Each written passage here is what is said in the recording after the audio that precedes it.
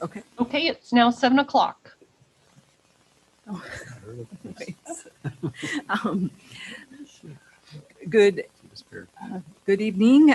This is the regular city council meeting for July 19th at 7 p.m. Our Mayor Bruce Tabb and Mayor Pro Tem Nancy Goodlow are absent this evening. So at our study session earlier tonight, I was appointed to preside over the meeting. So Do you need excused absences? we do. I move an excused absence for Mayor Tabb. Second. Motion and second to excuse Mayor Tabb for this evening's meeting. All in favor? Aye. I too will vote aye. I move an excused absence for Nancy I Goodlow. believe we already have one. That was done last meeting. Last meeting, yeah. So we'll start with the Pledge of Allegiance led by Councilmember Engel because it's her last meeting. I pledge allegiance to the flag of the United States of America and to the republic for which it stands, one nation, under God, indivisible, with liberty and justice for all. Thank you. So, Beth, wherever you are, can you call the roll? Engel, Here. Lamb, Here. Lilquist, Here. Miller, Here. Morgan. Here. Freaking me out. That's weird. Where is she? So we She's do not have Disembodied voice in the any- ceiling. any proclamations this evening, correct? Or awards or recognitions. So we have approval of the agenda before us. I move we strike items 11A and 11B from the agenda. Second. Motion and second to strike items 11A and 11B from the agenda.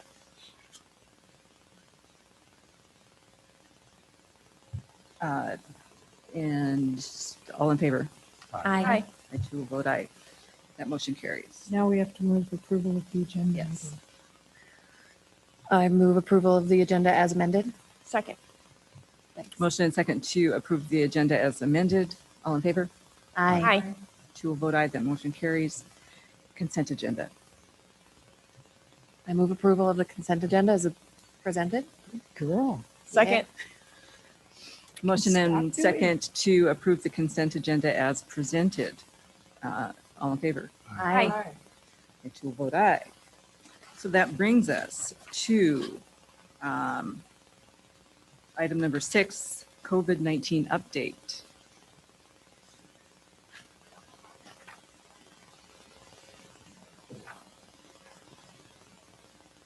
Hi, Hi. I'm Cameron Walker. I'm one of the COVID-19 planning Longest title ever. every time. COVID-19 Vaccine. planning and outreach specialist. Can you speak into the microphone? Yes. Is that better? Oh, yeah. Okay. Very good.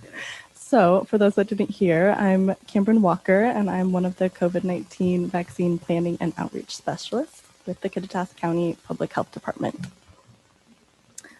So I'm just going to share some data with you this evening.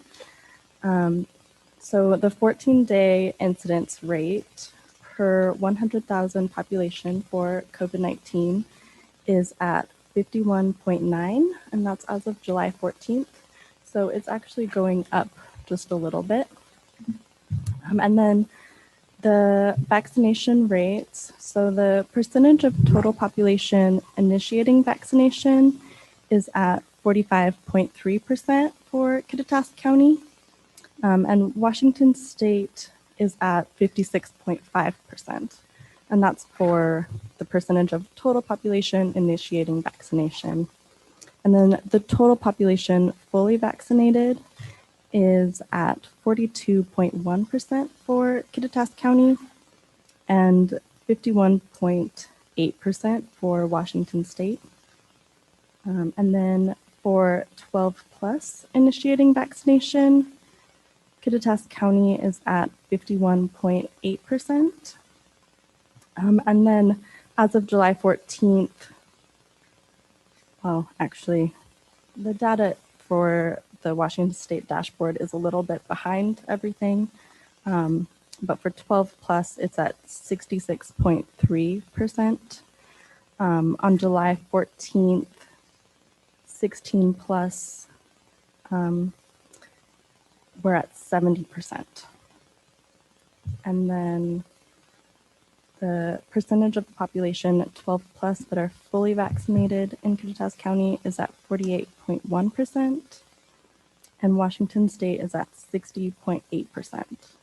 So that's a lot of numbers, but basically Kittitas County is at approximately like 45 to 48% vaccinated, and which is behind Washington State. Any questions? I shouldn't be asking you questions because I should know this. Do you know, because I haven't looked at the maps, like the visuals. I know compared to the west side of the state that our rates are pretty low. How are we compared to our east side regional partners? Overall in Washington State, we're about in the middle, Okay, kind of lower middle, but not the worst. but not the worst. No. So I guess my question would be, what are the strategies for increasing our vaccination rates? So we are working on that. That's $1 million question right there. Yeah, not to put you on the spot. No, that's what Mackenzie and I have been working on. Right now, we're trying to target like the Spanish-speaking population in the county. So we're looking at working with hay companies or some mobile home communities to try and reach that population. And we're just in the beginning planning stages of that. Yeah, no pressure for our two new specialists, but they were literally hired to increase the rates of vaccination in our county. Will you talk a little bit about the assessment you guys are working on? Yeah, so we're also working on a community health assessment for COVID-19, and we're planning on having that out to the community, I believe in August at some point. And then that will help with kind of directing where our work takes us and identifying areas of the community that need more vaccination and communication. Is that a countywide assessment? Yeah, it's countywide. So one more, is the Delta variant in Kittitas County, and do we have hospitalizations? You can pass that one off.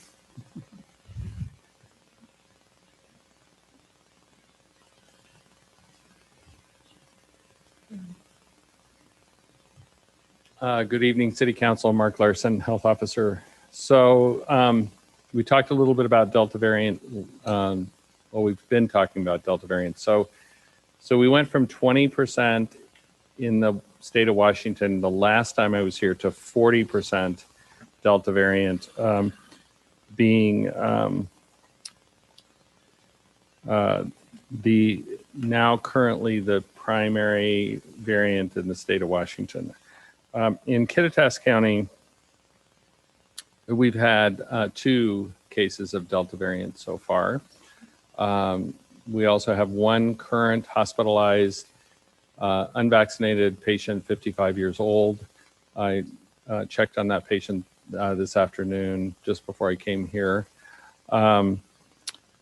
We've had about 50 cases overall of COVID-19 every 2 weeks. So we kind of, as Cameron was saying, we're kind of heading downward, and now we're slowly starting to head upward.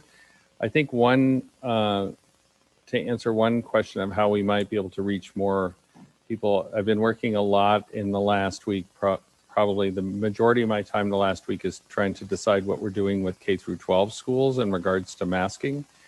And one way that we might increase K through 12, actually 6 through 12 uptake of vaccination is if unvaccinated or if vaccinated students don't have to wear masks in schools. That decision has not been made in Washington State yet. There's lots of difference of opinion in regards to whether that's a good way to go or not a good way to go. But that's one way that if that holds true, I think some people sitting on the fence will probably choose to vaccinate their 12 year of age and older students. Central Washington University is also working on their vaccine mandate plan. And so that'll increase our numbers as well. Thank you. Thank you. Actually, Dr. Larson, I had a question on the school district. Is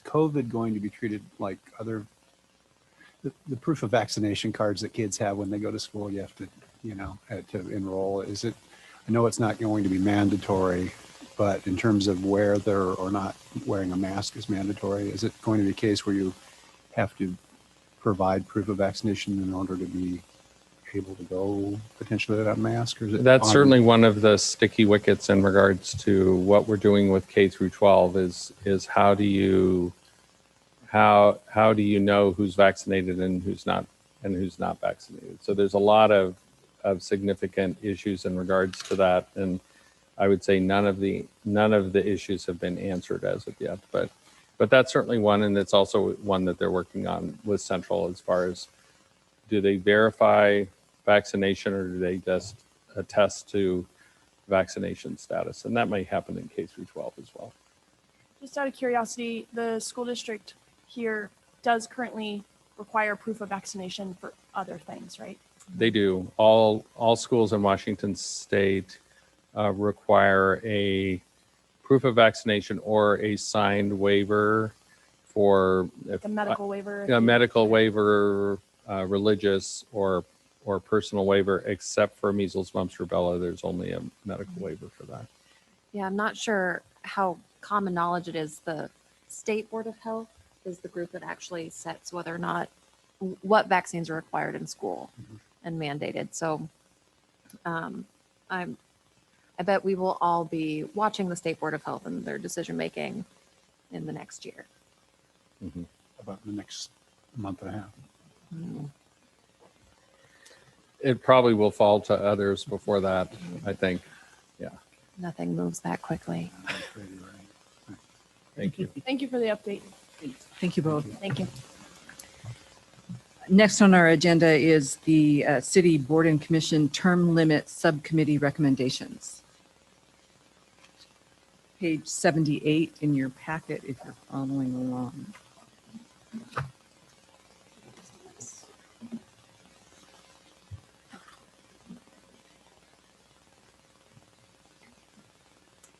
Good evening, Council. I'm Heidi Barron Sternaway, and I'll deliver the staff report here on the update for our subcommittee of our boards and commissions. And I think I need to share the screen here in just a second. Oh, they're coming in to tell you. Technical assist. Let me try to feed into the punch here. There we go. Okay, I think I got it. Super. Well, thank you. So this discussion, actually, this subcommittee was developed, I think it was my very first council meeting on May 17th. There's some discussion about reappointment of committee members to boards and commissions.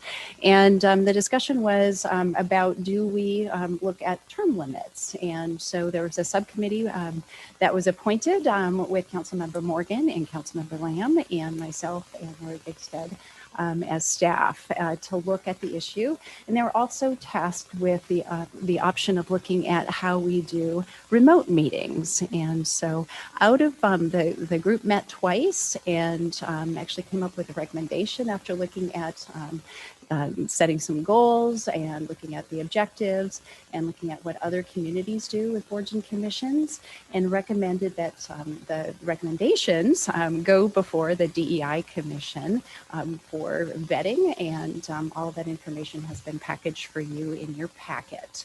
So I'm going to take you through, first of all, just a very quick overview of the subcommittee. what their work was and sort of the goals, the high-level goals that they worked on, looking at representation on all of our boards and commissions across the city, looking at potential, the goal in the discussion about looking at term limits was potentially looking at are we listening to new voices and ideas in our community, and helping to encourage informed and engaged representatives for our boards and commissions. And I'll apologize ahead of time. I have lots of words on these slides, and I promise not to read them all to you. So they came up with 5 recommendations, and number 1 was really to look at to establishing consistent term limits. As they looked at other organizations, other jurisdictions. There's a model, actually, I think it was Douglas County model, and it looked at a framework rather than saying every board or commission has a 3-year term and 3-year term limits. They actually created a framework. So the first recommendation was, and then this was reinforced by the DEI Commission, is that it's a good idea to establish term limits. And the framework they recommended was to, for those boards and commissions that have term limits, or that do not have term limits, if their service term was 3 years or under, the term limit would be 3 terms. And those that were greater than 3 years, they would have a term limit of 2 terms. And the definition of what's an unexpired term, if someone filled that, that would be a less than 2-year service period in length. The second recommendation was really that looking at, we need to do a better job actively recruiting for our boards and commissions. This is a wonderful service opportunity, and we need to tell our story better, and we need to get our opportunities for service out into the community, just really a broad swath of our community. So one of the thoughts is that we have boards and commissions that have the terms that expire mid-year and at the end of the year, and to really create a push to help people understand and learn about the service opportunity during those time periods. And again, just in general, continue to tell about the opportunity to really impact policy and decision-making in the local community. And making sure that we're inclusive. This is something that came up with a DEI recommendation in who we tell our story to and how we tell our story, looking at, we have a fairly large Spanish-speaking population, and making sure that we offer opportunities for translation services. Again, creating that accessibility in how we do our local governance. And the DEI Commission also recommended, don't forget about the students. And the students are incredible, a significant population in our community. And they recommended ensuring that if we make changes that students have a voice in how they can do service as well. So the third recommendation was really to allow for more virtual or remote meeting participation. As you recall, probably a couple years ago, we changed council rules actually to limit the number of times and the number of commission members that could actually attend the board and commission remotely. What we learned through COVID is this works. It works to actually host meetings, and tonight you're doing a hybrid meeting. That model works too.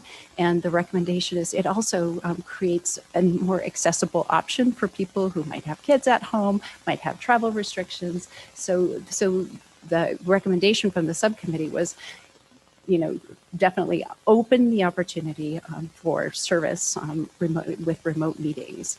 And the concern was if the issue is residency, that if we're having people serve on boards and commissions who don't really live here, then define what residency means. And so one of the recommendations is, someone who lives in the community 300 or more days per year. That does exclude students, and so maybe there's a more robust or more inclusive kind of definition of residency. The fourth recommendation was really to eliminate any board or commission that is not actively meeting. And as you see in your packet, you actually have a table of all of our boards and commissions and the terms and the limits. They vary. I think we have 2 boards that actually have term limits on them. We have one board that hasn't met for a number of years, and that's the Building Appeals Board. It really is established to vet changes in building materials. If someone wants to vary from the materials that are in code, that function could be accomplished by a hearings examiner or another administrative option. So we can maybe clean up some of our boards and commissions through this process, I guess. And finally, recommendation number 5 was really to consider administrative changes to improve expectations. If the goal is to have informed and engaged community members, encouraging people through the application process to attend a board or commission too. 1, it gets public participation, and 2, it helps inform the individual that might be interested in serving about what the board is all about and the requirements, and gives them a feel. And there's an opportunity too for engaging council in the interview process. I know right now we look at 1 meeting a month. We introduce our applicants, and the second meeting we appoint. There might be a more inclusive sort of process whereby the board liaison could actually do an interview with staff as well to really help people understand that level of commitment, although we don't want to create more barriers for participation either. And then again, maybe flipping the process to about how we invite people to introduce themselves. So some of the procedurals, this is just a report out from the subcommittee. If you were to make changes, there would be action items within an ordinance to create changes in our code. A lot of our boards and commissions are their service and their expectations and their role as outlined in city code. So there would be a number of items to amend. And also, this could be an opportunity. I don't know if you recognize when we appoint members to specific boards and commissions, the process varies. Sometimes it's the mayor appoints and the council approves. And so that we could actually streamline some of that language into how things are done as well. So it gives an opportunity. And the other procedure would be to amend the council rules. As mentioned, the remote meeting opportunities that actually is outlined in the city council rules. And the other question that came up is, how would you address current appointees if they have served beyond what, if you establish term limits? And we need to address that. One of the recommendations could be that folks that are serving in a current role, they continue that service through the end of their appointment.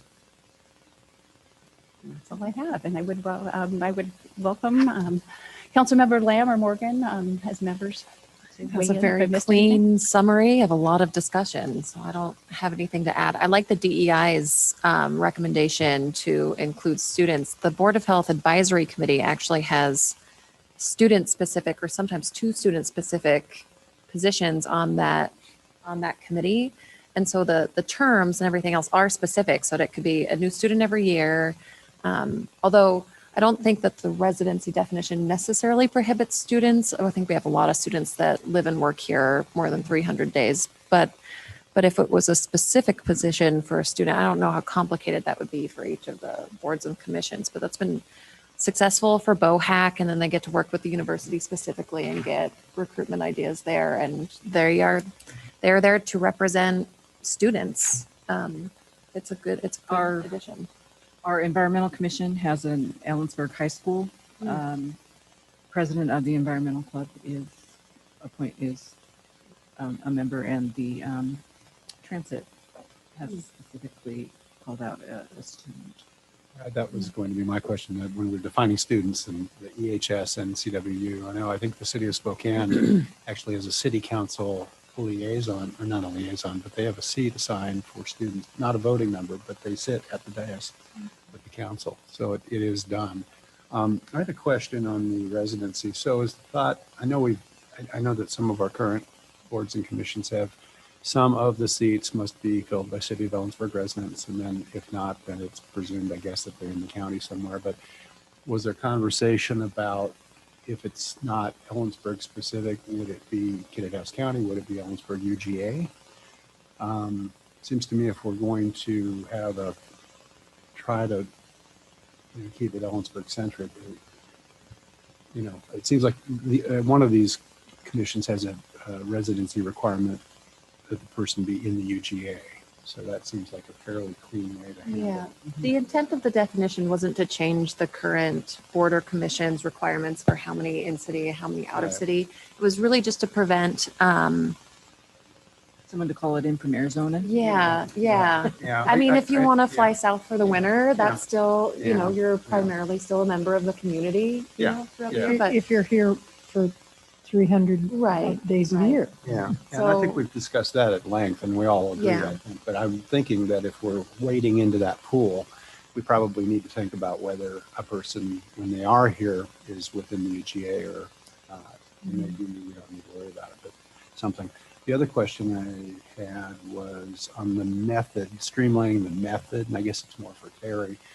I presume that when these methods for appointment, mayor council, city manager, whatever, there may have been some legal requirements involved. Are we going to smack up against some challenges there with legal? Well, there's actually in Chapter 1 of our code, or Title 1 of our code, there's actually a already provision that says that the mayor appoints board and commission members with the consent of council. Somehow down the line, as more and more boards and commissions were created, they inserted various types of language, but they're all very similar.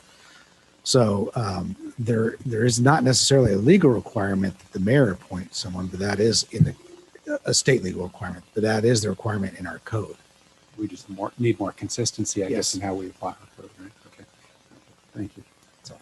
I would say, following that, I would just say, for me, the only real significance between the UGA and the county, I would like it clearly defined that if you're not a city resident, that you are a county resident.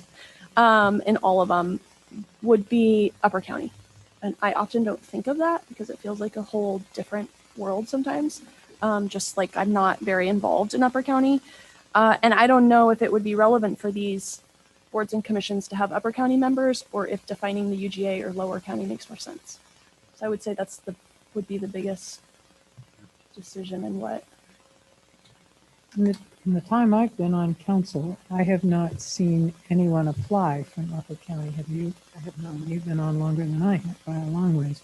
I think that they would be hesitant to do it simply because of the distance. I think that some of our boards, especially the landmarks and design, sometimes we have trouble finding people with the professional qualifications who are residents inside the city. And so I know that one has an allowance for somebody outside of the city. And because we've appointed people who didn't live inside the city because they had the qualifications we needed. I think that we can always decline to appoint if it is too far. Right, that makes sense. And it can be amended in the future. I mean, So are we ready? Can we just take these one by one and get council concurrence?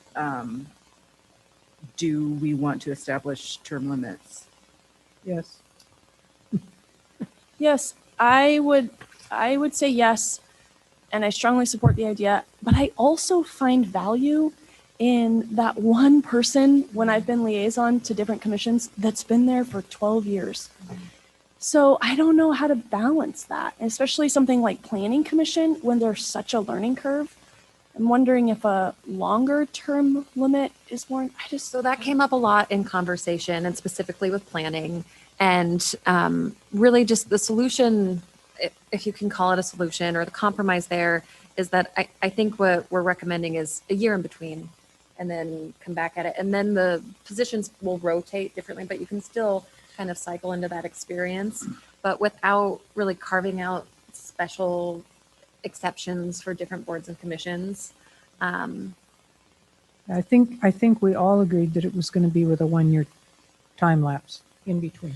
So if somebody has that historical knowledge and we want them back, obviously we could say, can you fly out for a year and come to meetings and still give us your expertise, but you're not part of the voting group? That's true. They can still engage.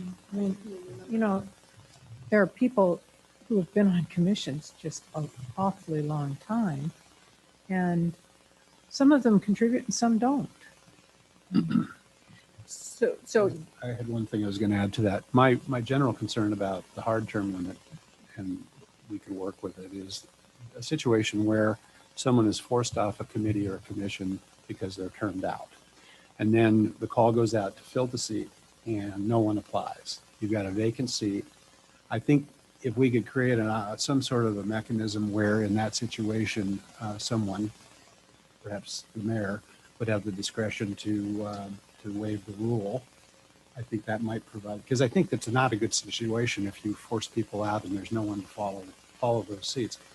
If we do our recruiting job, we shouldn't have it happen, but I have been on committees where we have perpetually struggled to fill 2 or 3 seats out of a 5 or 7 member commission. So that can be a real challenge. So I'd like to have, and maybe we don't need to spell it out specifically, but as long as there's some mechanism for someone to have the authority to override the rule. Do we need a formal mechanism for something like that? If there was some desperation in a quorum issue, do we require that in council? Well, if you have the term limits established by ordinance, which is the method we'd have to, then you'd have to follow the ordinance.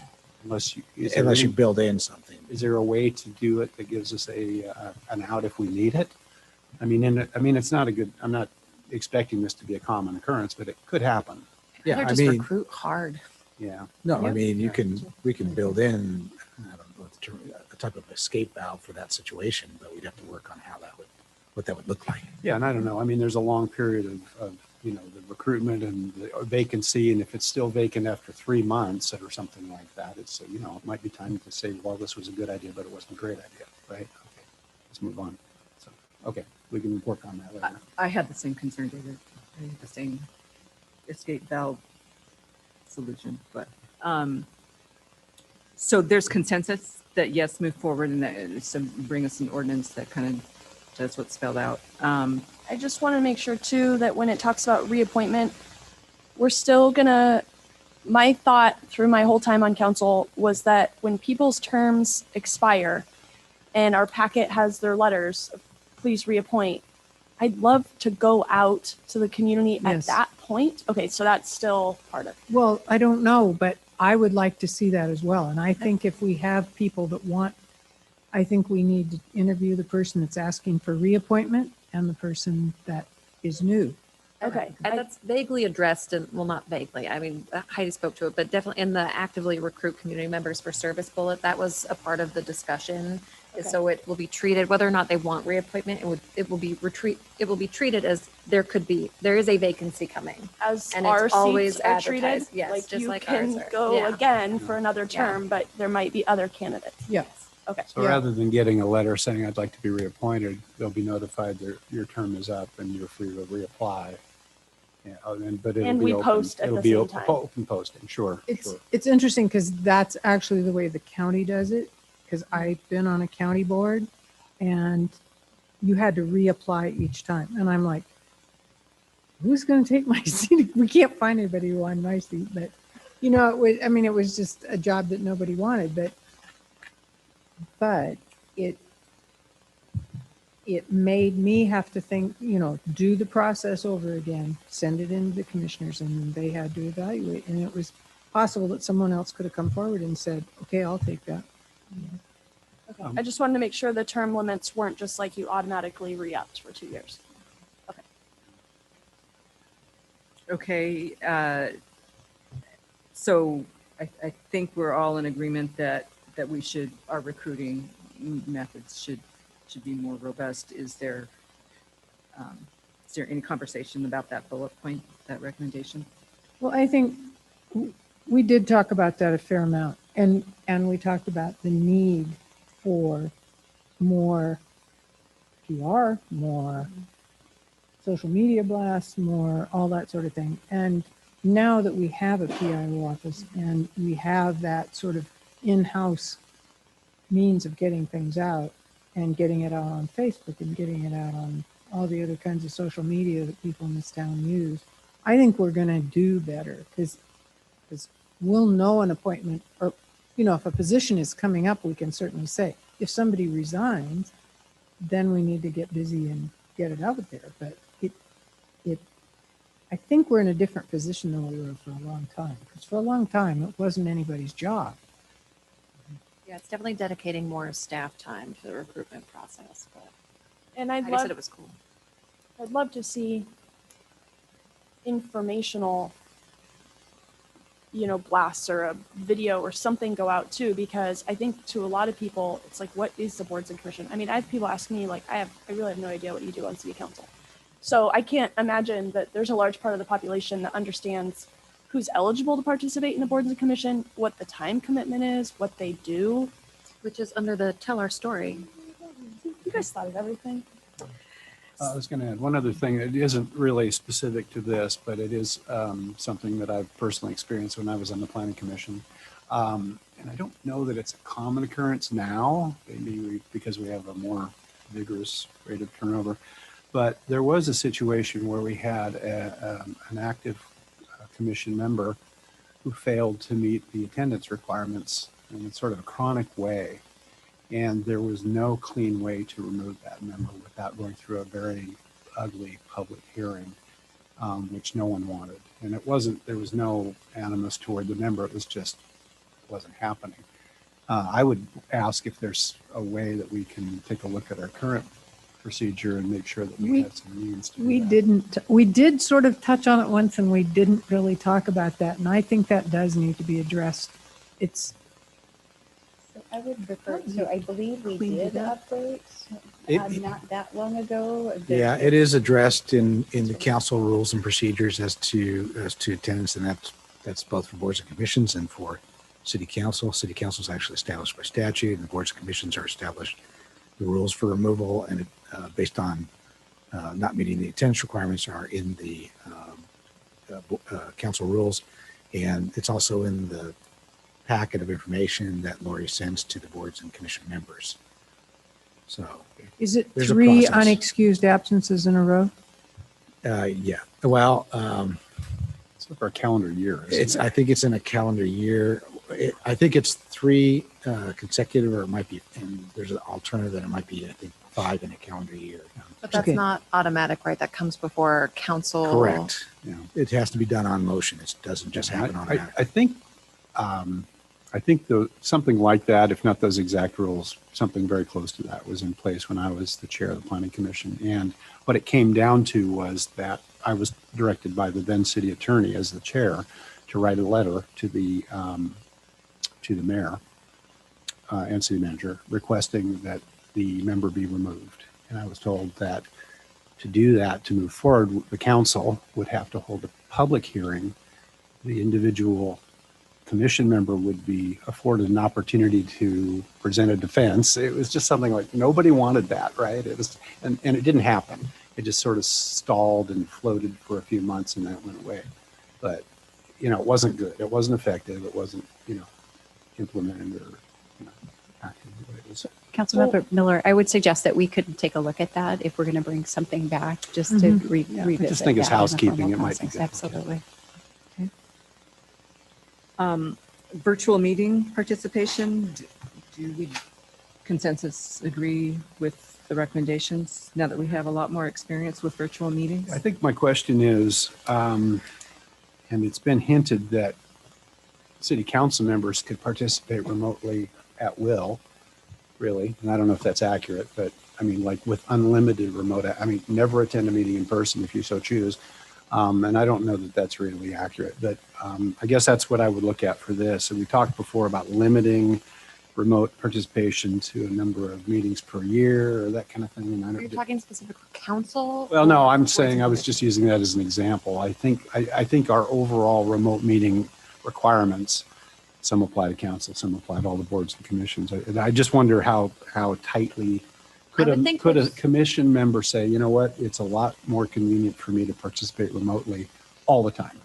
I mean, I want to do that. yeah, I think that increases the accessibility, which is part of the draw. Okay. So That that's was, the- that was our thought on this, was that it would allow someone who perhaps isn't mobile or doesn't have a means of getting out of their house or childcare for me is always an issue. No, I just want so- to make sure that we were on the Yeah. same page. So there's no limit. So it's unlimited. Yeah, I mean, I think there should be a difference between council and boards and commissions for remote attendance, but perhaps, yeah. for boards and commissions, I mean, And it I- might help with the recruitment problems we're worried about. Sure. I would hope that they would still operate in a hybrid fashion like we do. So the people that want to come in. And then it would be great if staff just kind of established one meeting or 1 month every year or every 6 months where it's like, oh, we all try to come in for the July meeting or the March meeting. We had discussed keeping that pretty specific to each board and commissions because for some of them it really works. It really works for them to all be on Zoom. They have more participation from the public because they get to log in that way. Yeah, so we might have a couple groups that just want to continue all virtual all the time, and they're doing work that way and using less resources to do it. Yeah, I don't think it's something that we should mandate per se, but I think there is value to seeing someone face to face. So if there was a one time that the staff liaison or somebody encouraged, like, oh, this is the one we all come in if you're able, I think it is nice to see people if you can. Since it looks like we're going to be back in masks the rest of our lives, I'm not sure that it matters. Yeah, good point. Do you all agree with the residency requirement? 300 days? Should we establish that? I Or are think we that's, concerned? I think with the possible exception of students, and, this last line here, and then also I personally would support the UGA as a boundary. And if you don't live in the UGA, then okay, you can work on the county board or commission, right? So that's already established in most of the different commissions, right? So do we want to mess with what's established? Well, is it Well, in- if we're gonna is it in standardize. ordinance? Do we have to mess with? Yeah, I mean, the residency requirements right now, like, for example, if you look at the DEI commission, it's got, how all residents must live within Kittitas County, but only 5 need to be city residents. So if you're going to change that, we need to change the. So you could live in Kittitas or Clear. So- Remember, right? The Arts Commission doesn't have any residency requirement? I think it should be uniform. I mean, the number I think could change, but I think what the boundary is, it seems reasonable that it would be uniform. I would agree with that.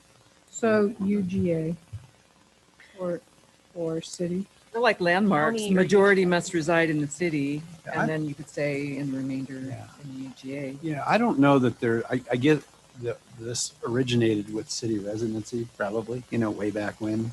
But I don't know that there's really that much of a difference between UGA and city limits. I know there is legally, but if you're living on the fringe of the city, it doesn't matter. Has this ever presented problems? I don't know. It's trying to how- standardize it, right? Clean it up. That's all. I'm fairly apathetic You to know, it. Yeah. I think it should be standardized. I'm just concerned if the UGA is broad enough. Because I had like several people reach out to me about, hey, give me more information about your council seat. I think I might want to be involved. Oh, I have to live in the city. I'm in the county. And I think those people would also engage, for council. Mhm. And so I think like on Parks and Rec Commission, if you live in Badger Pocket and you're using the parks, I'm okay that you're outside the UGA. But Parks and Rec allows 3 non-city residents. So right now it's listed as non-city, and I think as we standardize it, I would recommend that it says 4 within the city limits, and then whatever the remainder is, 3 within the county or within UGA. Well, But that's I what don't it think you want to says. say non-city because that could be Arizona. Yeah, right. I think it makes sense to have a county boundary. I Yeah. can live with that. I think it's Well, I think our stuff spells that out, doesn't it? That it's Kittitas County. I'm sorry, what? Our stuff spells it out as Kittitas County. When it says, when it allows non-city members, it spells out Kittitas County. Kittitas County. Okay. Yeah. Usually, I think in all Well, ours. I think I don't think we're going to get, I'd want input from the boards and commissions before we narrow the Yeah. pool that they might. I'm okay with county, or county-wide, but I think we have to stipulate county if we mean county, because some of these just but we say, do. well, some say on this table 4 city residents. Doesn't Well, say but anything I'm about those. saying that it's in our, It's everybody has to be. Harry says it's locked. I think we're good. Yeah. Okay, all right. Well, we're going to have to go through and do a thorough rewrite. Okay. No, of you said it these, was so- fine. Well- Can't go back on that. I'm making that assumption. I don't have it in front of me, but I know that most of them say if they allow county residents, they say that specifically. It says 4 must be city residents and 3 can be allowed in the county. But we'll obviously go through and make sure that's exactly what it says. I'm okay with that. And we have that same problem with the lodging tax. So the lodging tax does not have a requirement of residency because they're representing a facility. So they aren't the resident there necessarily. Actually, the funny thing is I think most of them do live in the city, but currently, but there have been occasions, I'm pretty sure, when there were people that lived in the county, but they were representing a certain hotel or a certain nonprofit group or something as a And I think- receiver or a provider. I don't think that posed a problem because at the same time, it comes in front of us for appointments. So even if you lived in Sela, you could represent a hotel that you work at here. And I think that that would be fine. And that may be just an easy exclusion because of the nature of the committee. I'd rather have a standardized city, out of city, but then if there's one like lodging tax where there's a legitimate argument that you're not representing yourself, you're representing a business or something, then we can easily exclude or make an exception on 1 or 2 commissions, I think. And we're going to have opportunity to go through, once you guys go through all the weeds, to re-review all of this so we can hash it out. Absolutely. Yeah. Yep. So the 300 days to me, I would just take the DEI Commission's suggestion and maybe pull 30 days off that. I think anything equivalent between 8 and 9 months would allow for student participation. It's like 270 or something. So next question is, do we want to eliminate the Building Appeals Board and give those? Yes. Yes. Bye. The lack of meetings, I assume, is due to no business, right? So we're not burdening the hearing examiner with a lot of extra work, I assume. Correct. Or extra cost for us. No, and Because we- actually, for them. it's set up now so when people want to appeal a building product, they come to the planning department pretty much, don't they?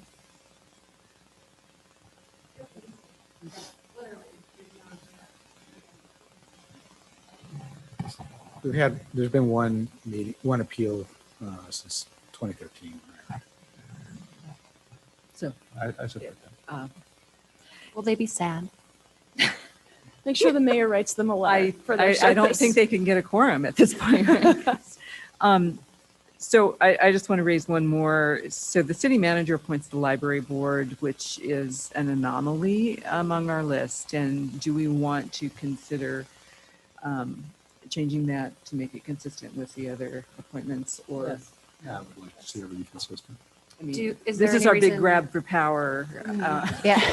The library board. Is there any reason staff would not? So we can look into that. The library board actually is a little bit more administrative, and that's maybe the origin of the differentiation. Or And Terry just can- pointing out the same as Is it RCW? true for the Civil Service Commission. Correct. Yeah. So we have a handful of commissions or boards that are regulated in the sense Right. that we can't just Correct. change. We can look at our options for doing that. Which we're Yeah, if you very could come back supportive. with a subgroup of boards and commissions. that we I will have to not keep our take hands off, offense to would be that. helpful.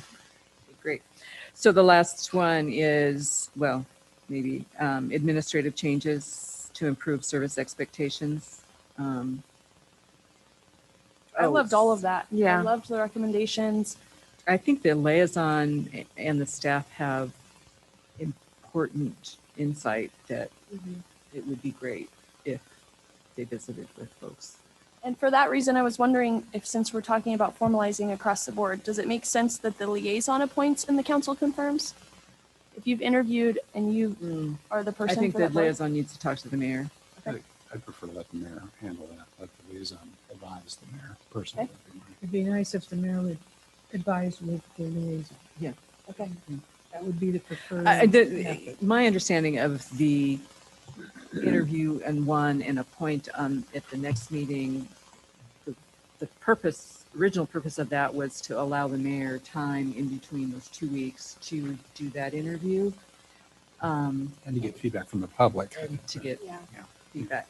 Well, I this don't know in practice if that happens. I think this And would require it to happen when it's not necessarily been occurring.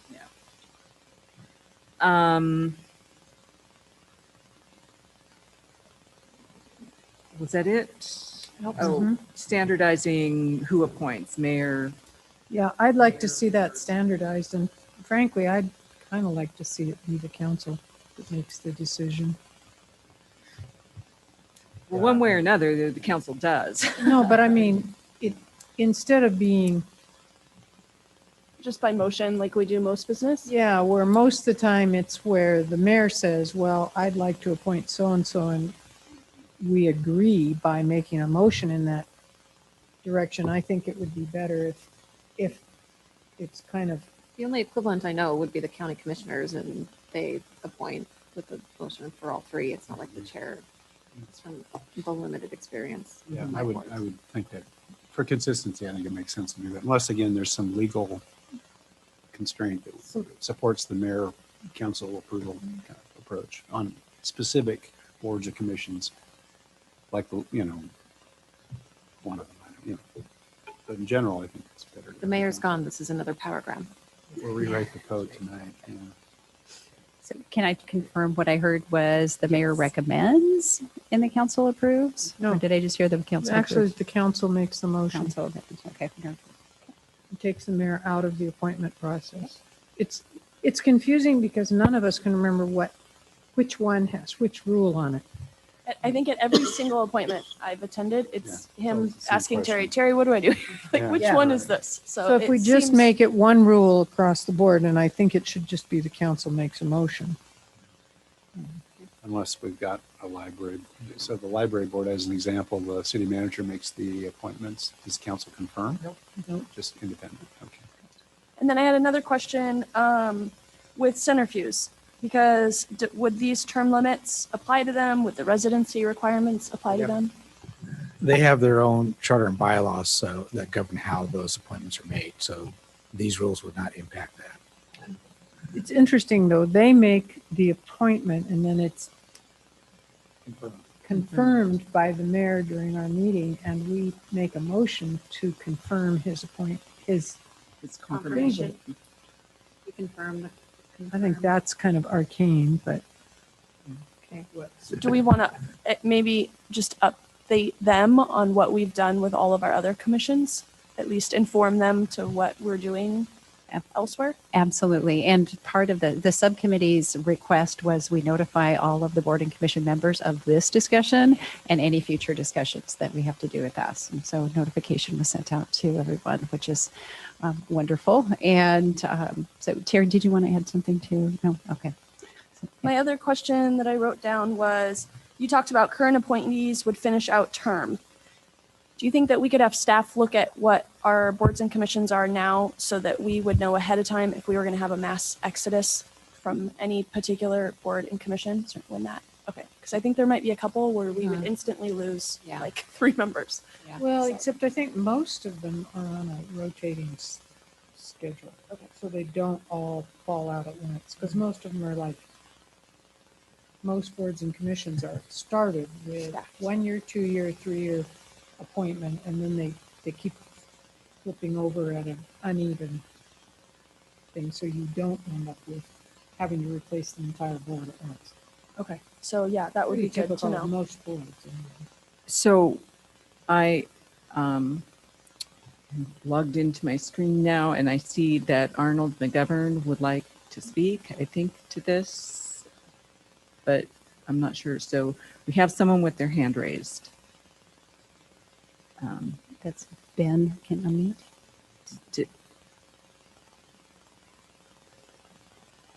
Is he It coming looks, on? it looks still muted. Arnold is muted. Okay. Was there anyone in the audience who wanted to speak to this issue? Mr. Hobbs? Well, while we unmute Arnold, maybe you could.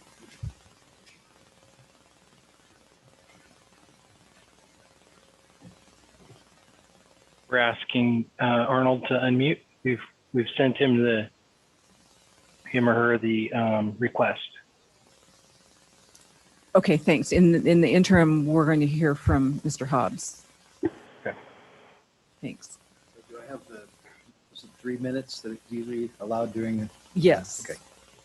Can you give us your name and address? Yes, Christopher Hobbs, my name, 1391 Reeser Creek. And thank you and greetings, council members. I must express a certain emotion and a satisfaction standing here at this podium, as I saw in all of you last week when you came back to in-person meetings, a certain satisfaction in seeing those emotions, and that gave me hope that the value of this chamber and the value of this podium will not soon be diminished by technological trends or temporary moratoriums. I can also attest from last meeting that your flag salute is much more in unison in person. I think it's important to remember that this podium represents a right of redress of our grievance to our government.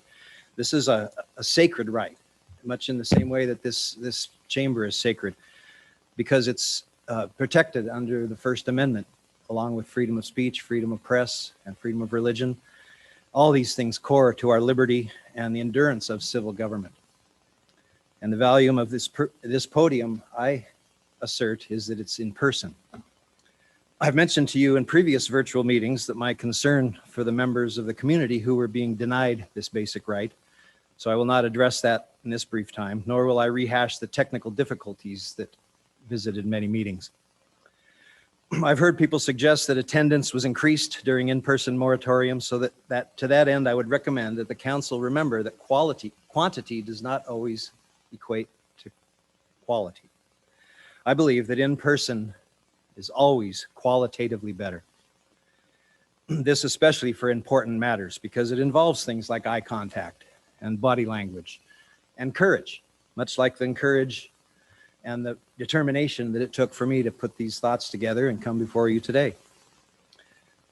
As our city manager and as our local newspaper op-ed have suggested, that there is some value in accessibility or making it easy to attend. While there might be some value in that, I disagree, because I don't know that this should be easy. I think that there's a certain fear you need to overcome to be able to come and passionately represent your ideas and eloquently convey your concerns. In a complete reading of your Rule 10.7, as it currently is, reveals the importance of in-person meetings. Twice, the rule mentions that the variance of remote allowance is to be for the benefit of the city of Ellensburg and not for the benefit of the individual member. The variance is also allowed in cases where, quote, their absence would create a circumstance that would be of detriment to the community. That's pretty important, a reason to not have somebody in person. Also, remote attendance is never allowed for quasi-judicial, legislative, or appeal hearings. Does this not speak to the importance of being in the same room for matters of true importance? We need to ask, if we go down this road of normalizing the virtualization of our meetings, what will be the cost of eliminating the benefits of in-person attendance, like body language, eye contact, and courage? How will creating physical absence affect participation and performance? And as Council Member Engels will attest, I do not cede first impressions to virtual communications. And as we as a community should not cede more important matters of civic duty and responsibility to virtual connections. Thank you. Thank you. Thanks for the reminder of why we had our other policy. Mr. McGovern, did you want to speak to this issue?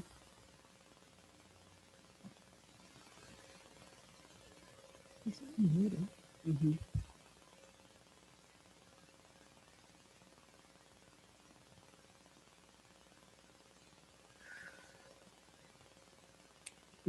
Is Mr. McGovern? Arnold, we see you as unmuted. Can you hear us? Is this Mr. McGovern? Correct. It's been. Okay. Do we want to move on or give him another? I can't hear anyone. So Mr. Hoxa has a hand raised.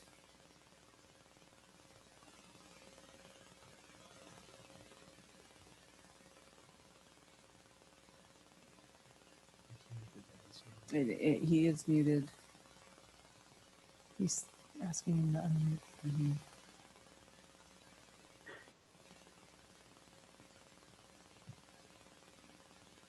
You should see it pop up on your screen, the request to unmute.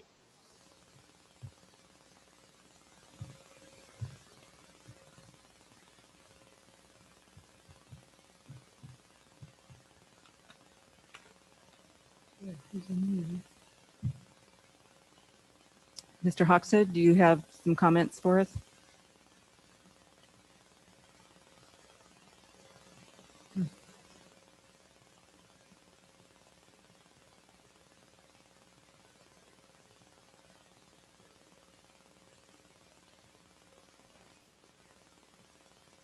Want to move to Teresa Blue?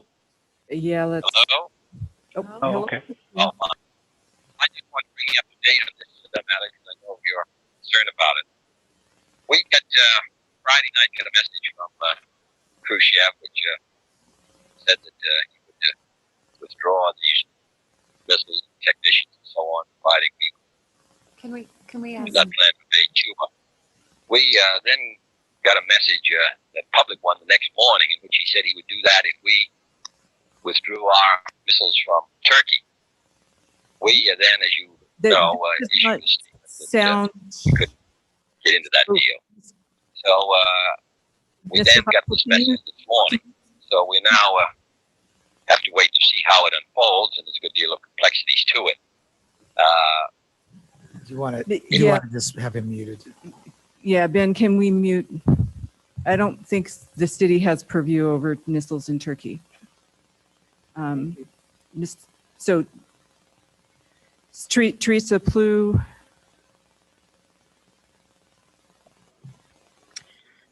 Teresa Plough, 140 Woodhouse Loop. I'm assuming that you can hear me. Yes. I raised my hand initially just to test your system because, as you know, I've been on a number of the meetings and spoken out. I listened to the discussion about term limits, and Stacy mentioned reducing the 300-day residency requirement to 270 days, so that it sounded to me like the purpose was to be able to recruit from CWU college students to fill positions on the commissions and subcommittees. I guess it wouldn't be a subcommittee, it'd be a commission, and for city council. And maybe I hope that I misunderstood that, and I can get some clarification afterwards, because I really do feel, you know, I was a college student in many different communities, and you know, my focus was different. It wasn't about living in the community, and I just feel that as a student all those years, I didn't really have the type of focus it takes to be a community member. Truly, I mean, I was there for 4 years, maybe 8 years if I came and went back and forth. But we have local residents here that make this their home, and they have property.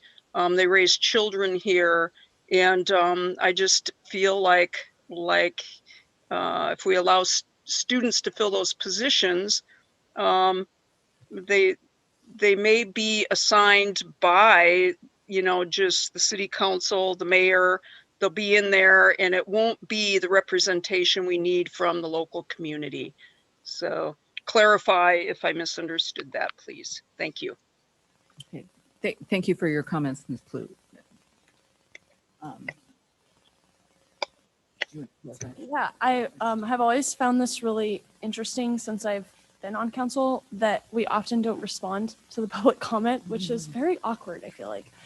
I would just say that I would remind everyone that the boards and commissions are kind of a voice of the community.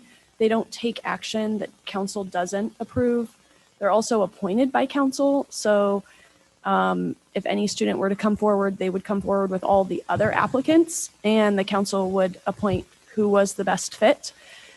And just to acknowledge that students do make up a large majority of our community, and although I would say generally most of them probably aren't engaged on the level that the other residents are, there are some that are, and many people that live here now were once students at Central. So I think that we have enough checks and balances in place that I'm not concerned about it. But I do hear her point, and I would agree that there is a different level for most students' engagement in their community than residents have. So Mr. McGovern still has his hand raised. Okay. So we're going to move on. And if anyone would like to submit emails and written comments, we're not really taking any action tonight. This is going to come back to the council in a form of a ordinance. So you'll have an opportunity. At this point, do you have direction, staff, to proceed? I feel like we have sufficient direction. Thank you very much. Okay. More than they Thanks. wanted. Probably more. So this time we're moving on to item 7, citizen comment on non-agenda issues. So these would be issues that the city council can do something about, and we would request that there not be any impertinent or personal or derogatory comments. You need to identify yourself. So Mr. McGovern has his hand raised.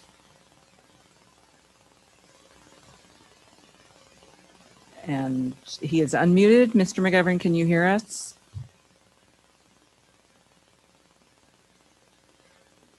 There. We can't hear you. No, he's got two different. Yeah.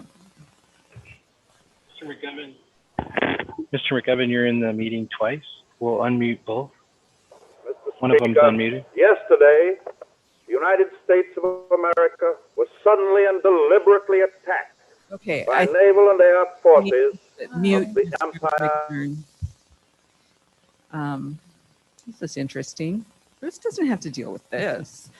Mr. Hobbs, did you made your statement? Okay.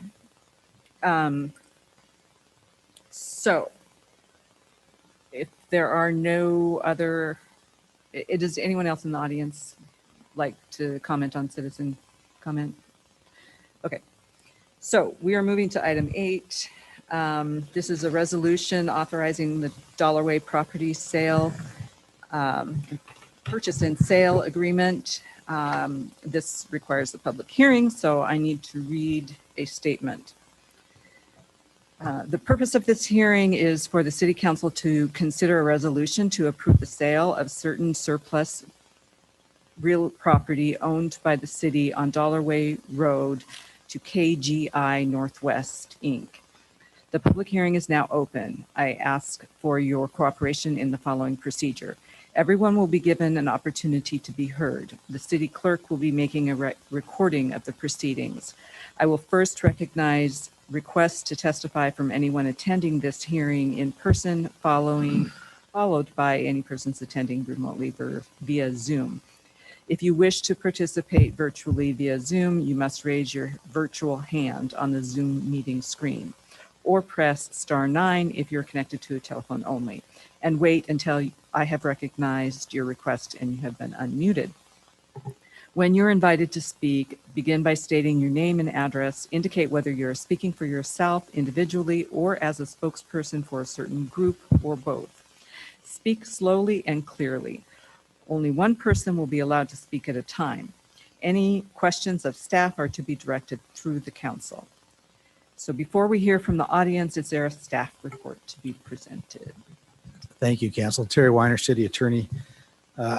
Some of you may recall back in 2017, we went through a review of surplus property, and there was identified the property along Dollarway Road, several parcels that the city owns were established as surplus, and at that time, council gave authority to the city manager to try and sell that property by any of the means authorized by ordinance or state law. So far, 4 parcels have been sold over the past 4 years. And earlier this year, Mr. McBride, who is the president of KGI Northwest, approached the city manager requesting to purchase a the majority of a 10.9 acre parcel that we have along Dollarway Road. In order to do that, we had to accomplish a boundary line adjustment, and it reduced the parcel size to 8.62 acres. We had established a baseline, and I do have a typo in my report. It says $2.50 a square foot. It's actually $2.25 a square foot. And I think I misspoke. It's Frank Kirkbride, not McBride. My apologies. So that price has been established as the market value, and based on the size of the adjusted parcel, the sale price was agreed at $844,846.20. The resolution has attached to it as an exhibit the purchase and sale agreement, which Mr. Kirkbride has already agreed to and actually has signed on his behalf pending council action tonight. There will be escrow fees, of course, taken out of that. That will be shared. And then if council approves this tonight, he will be required to deposit into escrow a sum that's equal to 5% of the purchase price as earnest money. So all of that is, as I said, been agreed to. So the action that's being requested of council tonight is to approve the resolution, which will authorize the sale as well as authorize either the mayor or city manager to sign the documents needed to finalize the sale and escrow. And with that, once the public hearing portion is appropriate, I am available to answer any questions. Okay. The floor is open to testimony from the public. Each person will have an opportunity to address the council for an initial period not to exceed 5 minutes. If more time is needed, it will be made available after everyone has had an opportunity to speak. Is there anyone from the public who wishes to speak on the Dollarway Road purchase or sale? There's no one in the audience. Is there anyone online who wishes to speak? No one is raising their hand. Staff have anything to add?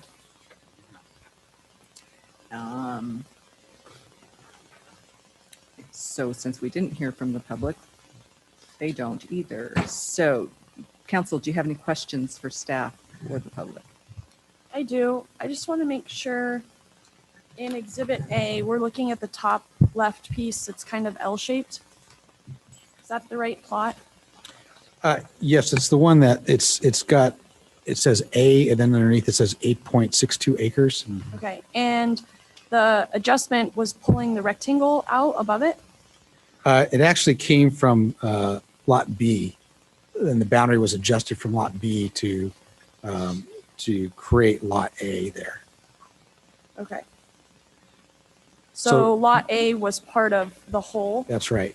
And you just sectioned that out? Correct. Okay. That's it. So that square rectangle is the parking area for the levee walk? Yes. That we're withholding for for access. potential trailhead access. Correct. Any other questions? The public testimony portion of this hearing is now closed. Council may begin its discussion and deliberation of this matter.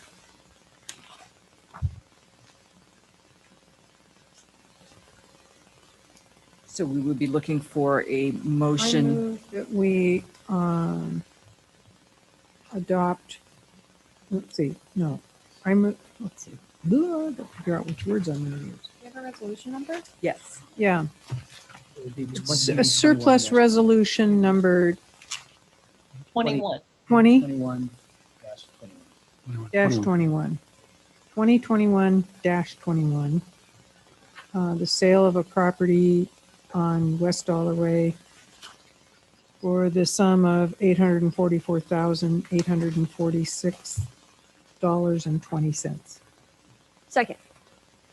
Okay.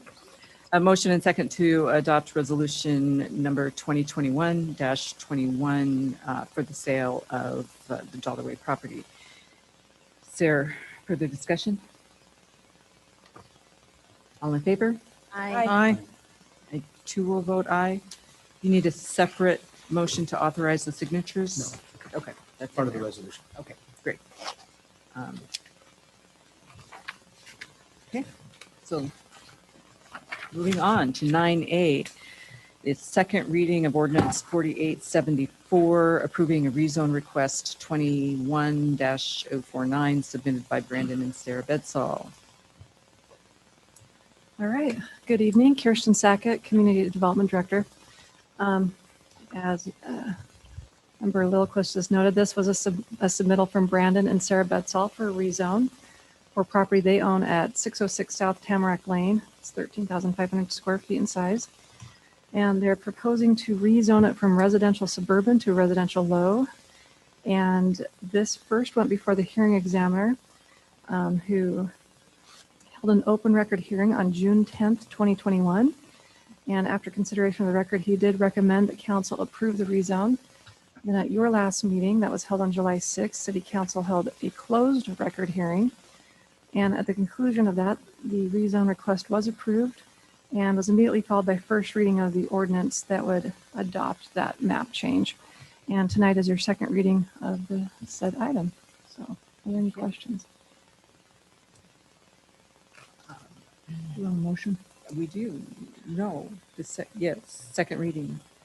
I move second reading. I move adoption of ordinance number 4874, approving rezone request 21-049. Second. Okay, motion and second to conduct second reading and adoption of ordinance 4874, approving rezone request 21-049. Is there further discussion? Would the clerk call the roll? Engel, Aye. Lamb, Aye. Lilquist, Aye. Miller, Aye. Morgan. Yes. Thank you.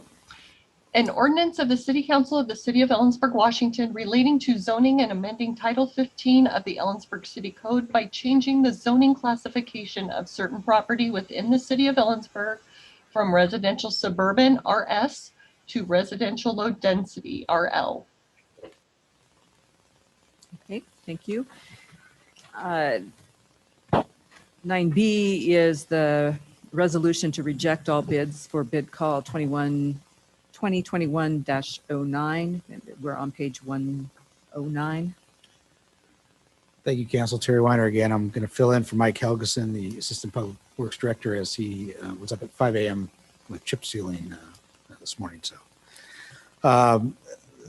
Public Works put out a bid call for roof and HVAC replacement of the wastewater treatment facility. Those bids were open on July 1st. There was only one bid received, and the sole bidder submitted a non-responsive bid because of a discrepancy in the unit pricing on the bid. So per Washington State law, we are asking council to adopt the attached resolution, which declares the bid non-responsive, and then allow Public Works staff to take appropriate action to follow up to get those to get the roof replacement accomplished. With that, we request adoption of the attached resolution, and I'll try to answer any questions I can. Is there a reason? Don't we usually do these in the consent agenda? No, not for rejection of bids. Gotcha. Primarily because there's always the opportunity for the bidder to come and speak and object. Okay, that makes sense. I move adoption of a resolution 2021-22. Yeah. To reject the single bid on the bid call. Second. Motion and second to adopt resolution 2021-22, rejecting the bid call for 2021-09. Is any further discussion? All in favor? Aye. Aye. And two will vote aye. That motion carries. So we are at new business, which is the annual comprehensive plan amendment docketing. So I'm just going to ask, does anyone need a short break before we dive into this, which could be lengthy?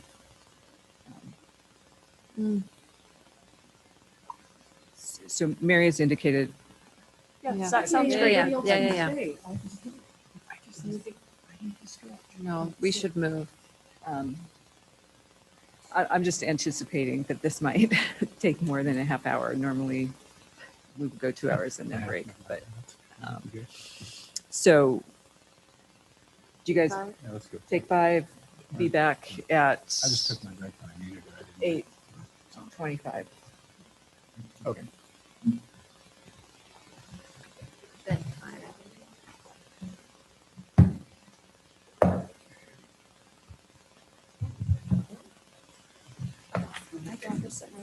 Yeah, no kidding.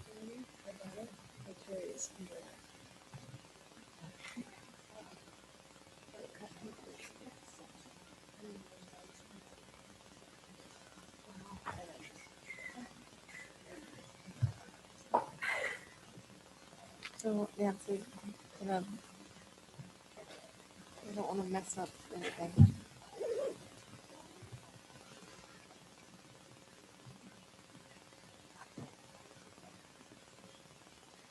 Only that maybe the immunocompromised and older adults, like maybe in our long-term care facilities, there's kind of some debate that some people think it'll be helpful, especially with Delta out. But at this point, most public health officials are saying it seems unnecessary at this time. So just because that's what they had, like that's how much time they had post clinical trials, and because it keeps showing that basically the more time we have, the more they extend that efficacy line. Yeah. So still good so far. I forget when they gave the last update of. No, they're still good, but. Oh, thank you.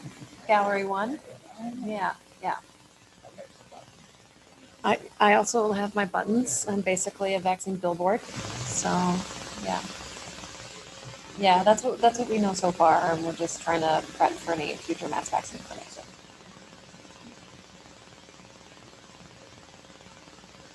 Oh, good. Vaccine information.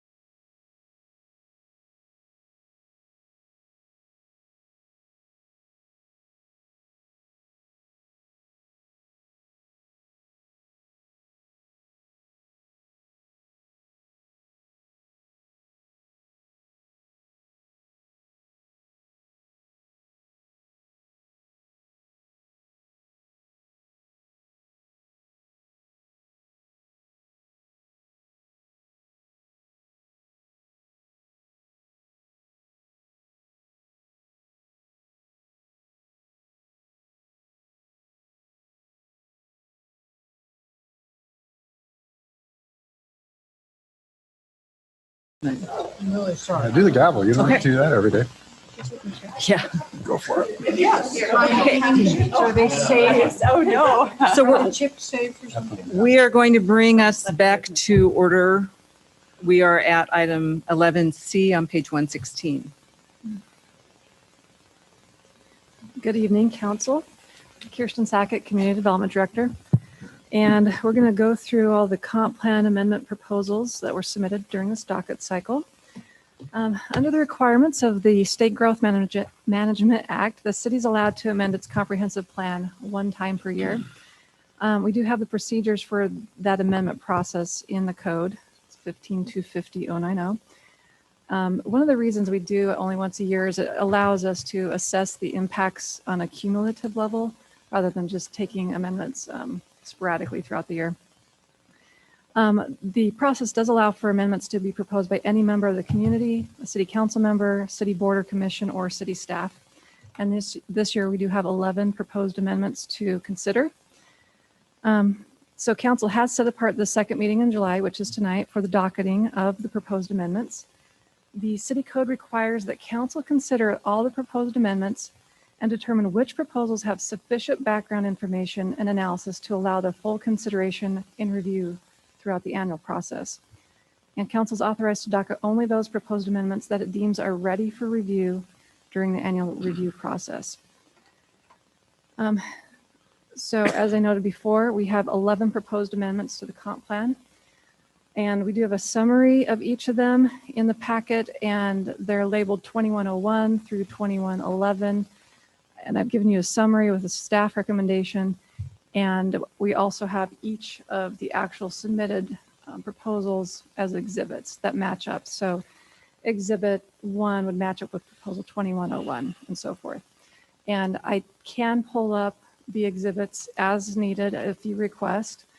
And in past years, we've kind of done a summary of all of them, but you guys can stop me at any point if you want to like get into a little more detail.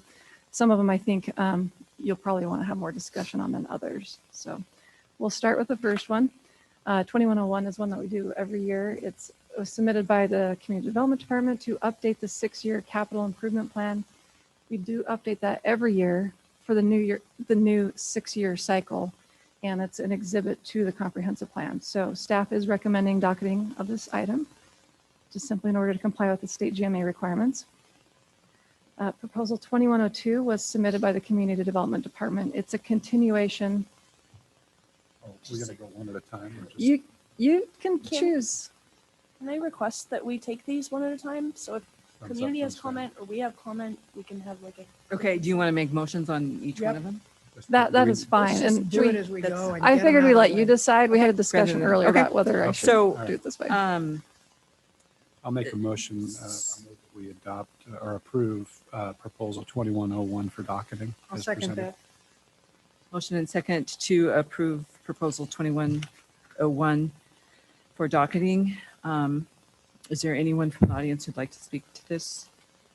Okay, so what do I do with the two hands raised? I don't know which ones they want to talk about. Potentially split. Should we Yeah. check in with them? You can ask for IT to unmute them. Ben, can you unmute Mr. Roddenberry?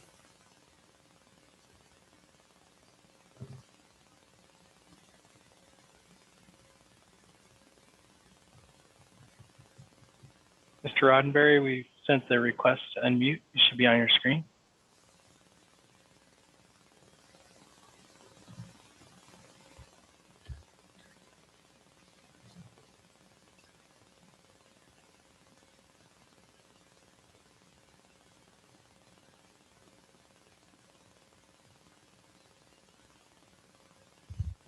Okay, so let's move on to Mr. Cohen.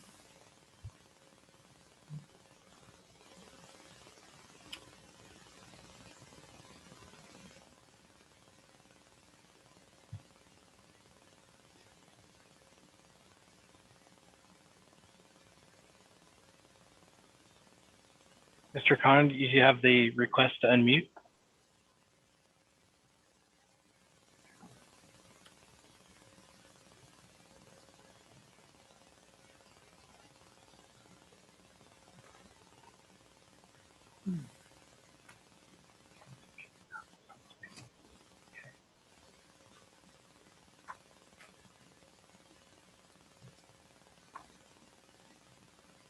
Mr. Cohen, you're unmuted. Do you wish to speak? Or let me know which comp plan amendment proposal you would like to speak to?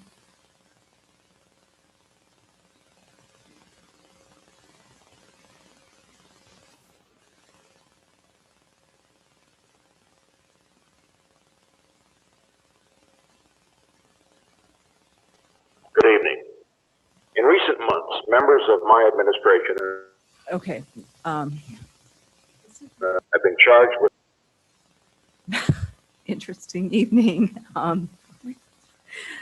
So, all in favor of docketing 2101, please say aye. Aye.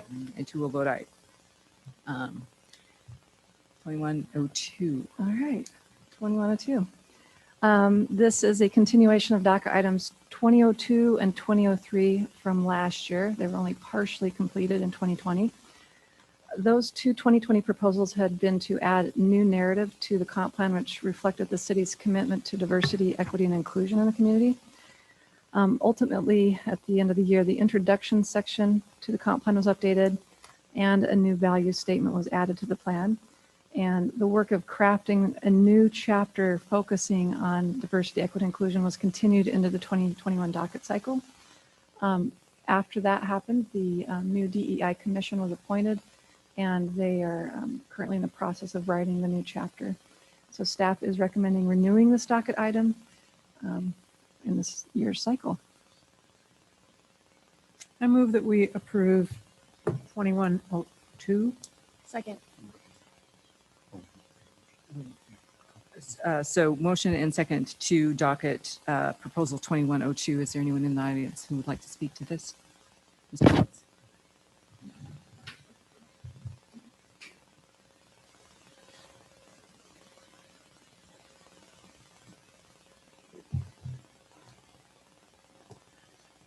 Good evening again, Council. Christopher Hobbs, 1391 Reeser Creek Road. Regarding the DEI chapter in the comprehensive plan, I understand that there has been a paragraph or so amended to the comprehensive plan, and I would suggest to you that perhaps that is adequate. I am questioning why an entire chapter for the comprehensive plan, which I believe, maybe I'm wrong, but the comprehensive plan primarily deals with growth management. And I believe that it was mandated by RCW under the auspices of growth management. I look at the fact that these amendments to the comprehensive plan have to go through the SEPA process, which to me, that's environmental protection. I don't see how that relates to the things dealt with in the DEI chapter proposed. And I'm questioning as to why an entire chapter needs to be devoted to something of this that may be of value to the community, but it's not necessarily in the purview of growth management per se directly. Perhaps just the paragraph that has already been amended to the comprehensive plan would be adequate. Thank you. Thank you. Yes. So I'm not on DEI, but I will speak to the fact that it does affect growth management. And it has to do with the fact that historically, much of our zoning and much of our land use planning was unequal and discriminatory. And I think that this makes having this included in the comp plan an important matter to have in front of us at this time. We haven't had the same amount of it as other communities, but there certainly has been, in my opinion, there's been discriminatory practices happen.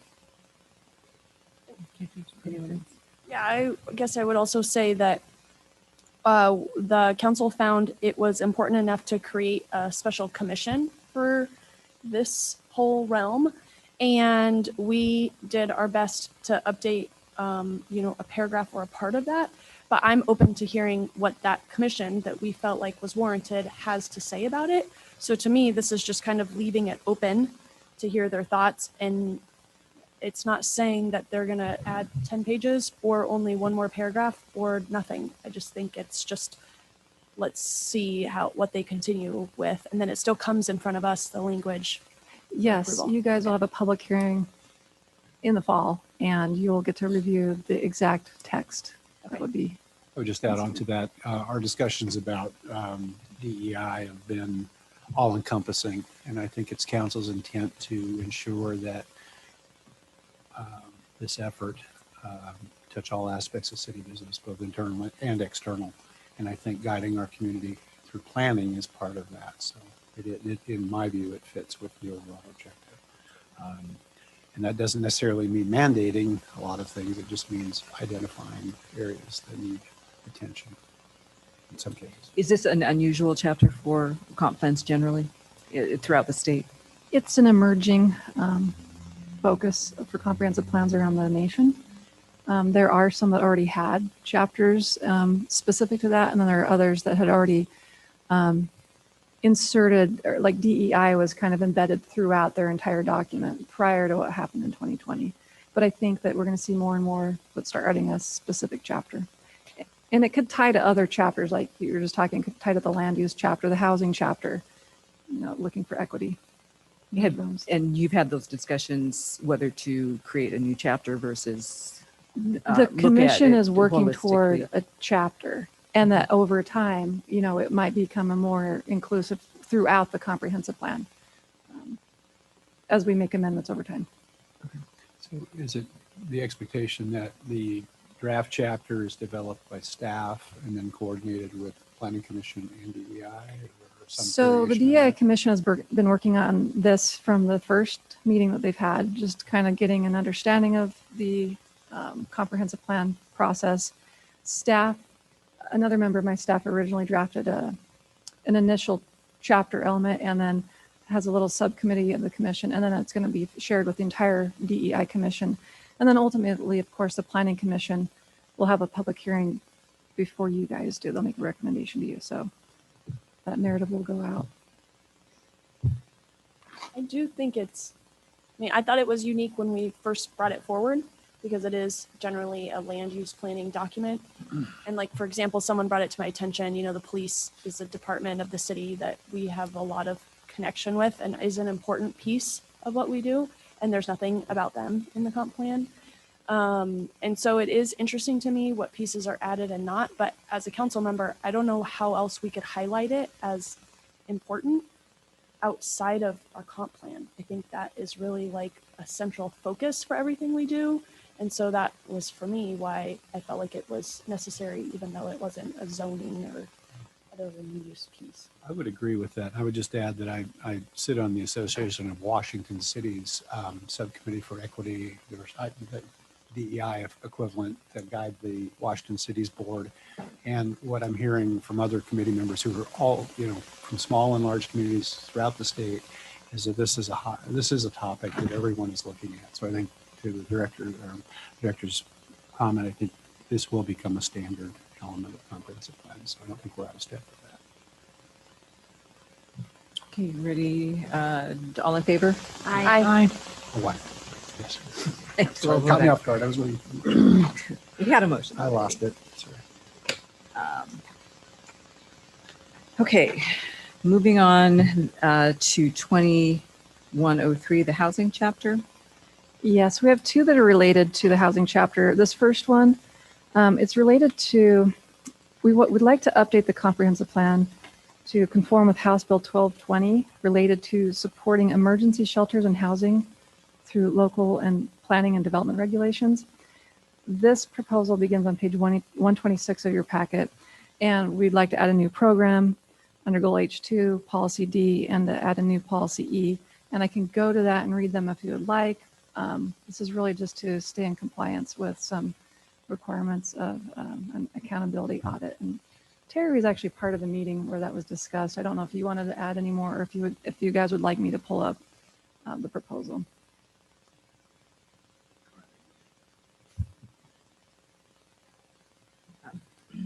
Does anyone have any questions? Well, I don't think, I mean, correct me if I'm wrong, but I think we're always obligated to conform with state law, right? And this is a step in that direction. Yes. It isn't really, I mean, it may be optional or discretionary, but it seems like it's a very straightforward process.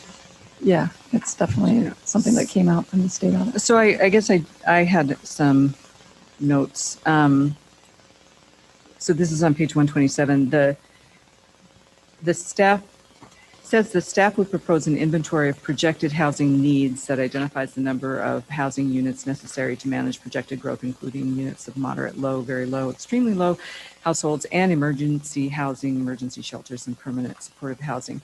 And then you have program 4, which is an inventory of surplus property, and a new policy E, which is identifying properties. The language that you're proposing doesn't address the projected housing needs statement that. We can modify this as needed. This is not exact language that have to move forward. The audit was held the day this was due. And so the planning manager hurried in through it together so that but we have the opportunity to refine the language if you want us to docket the item and move it forward for further review, analysis, and editing. Yeah. Okay. Yes. So I had a question. How closely aligned would this policy be with the county's 5-year plan on homelessness and affordable housing, which specifically targets the number of new units to be provided to address the homeless population over the next 5 years, countywide, including Ellensburg? Yeah, I can work in alignment with them. And I think it needs to be in sync. I don't. Yeah, there are yeah. different paths. No, absolutely. I mean, the fact that we're just putting this in the comprehensive plan is just noting that it's something that we do and will continue to do. And we definitely don't want to duplicate efforts, but coordinate.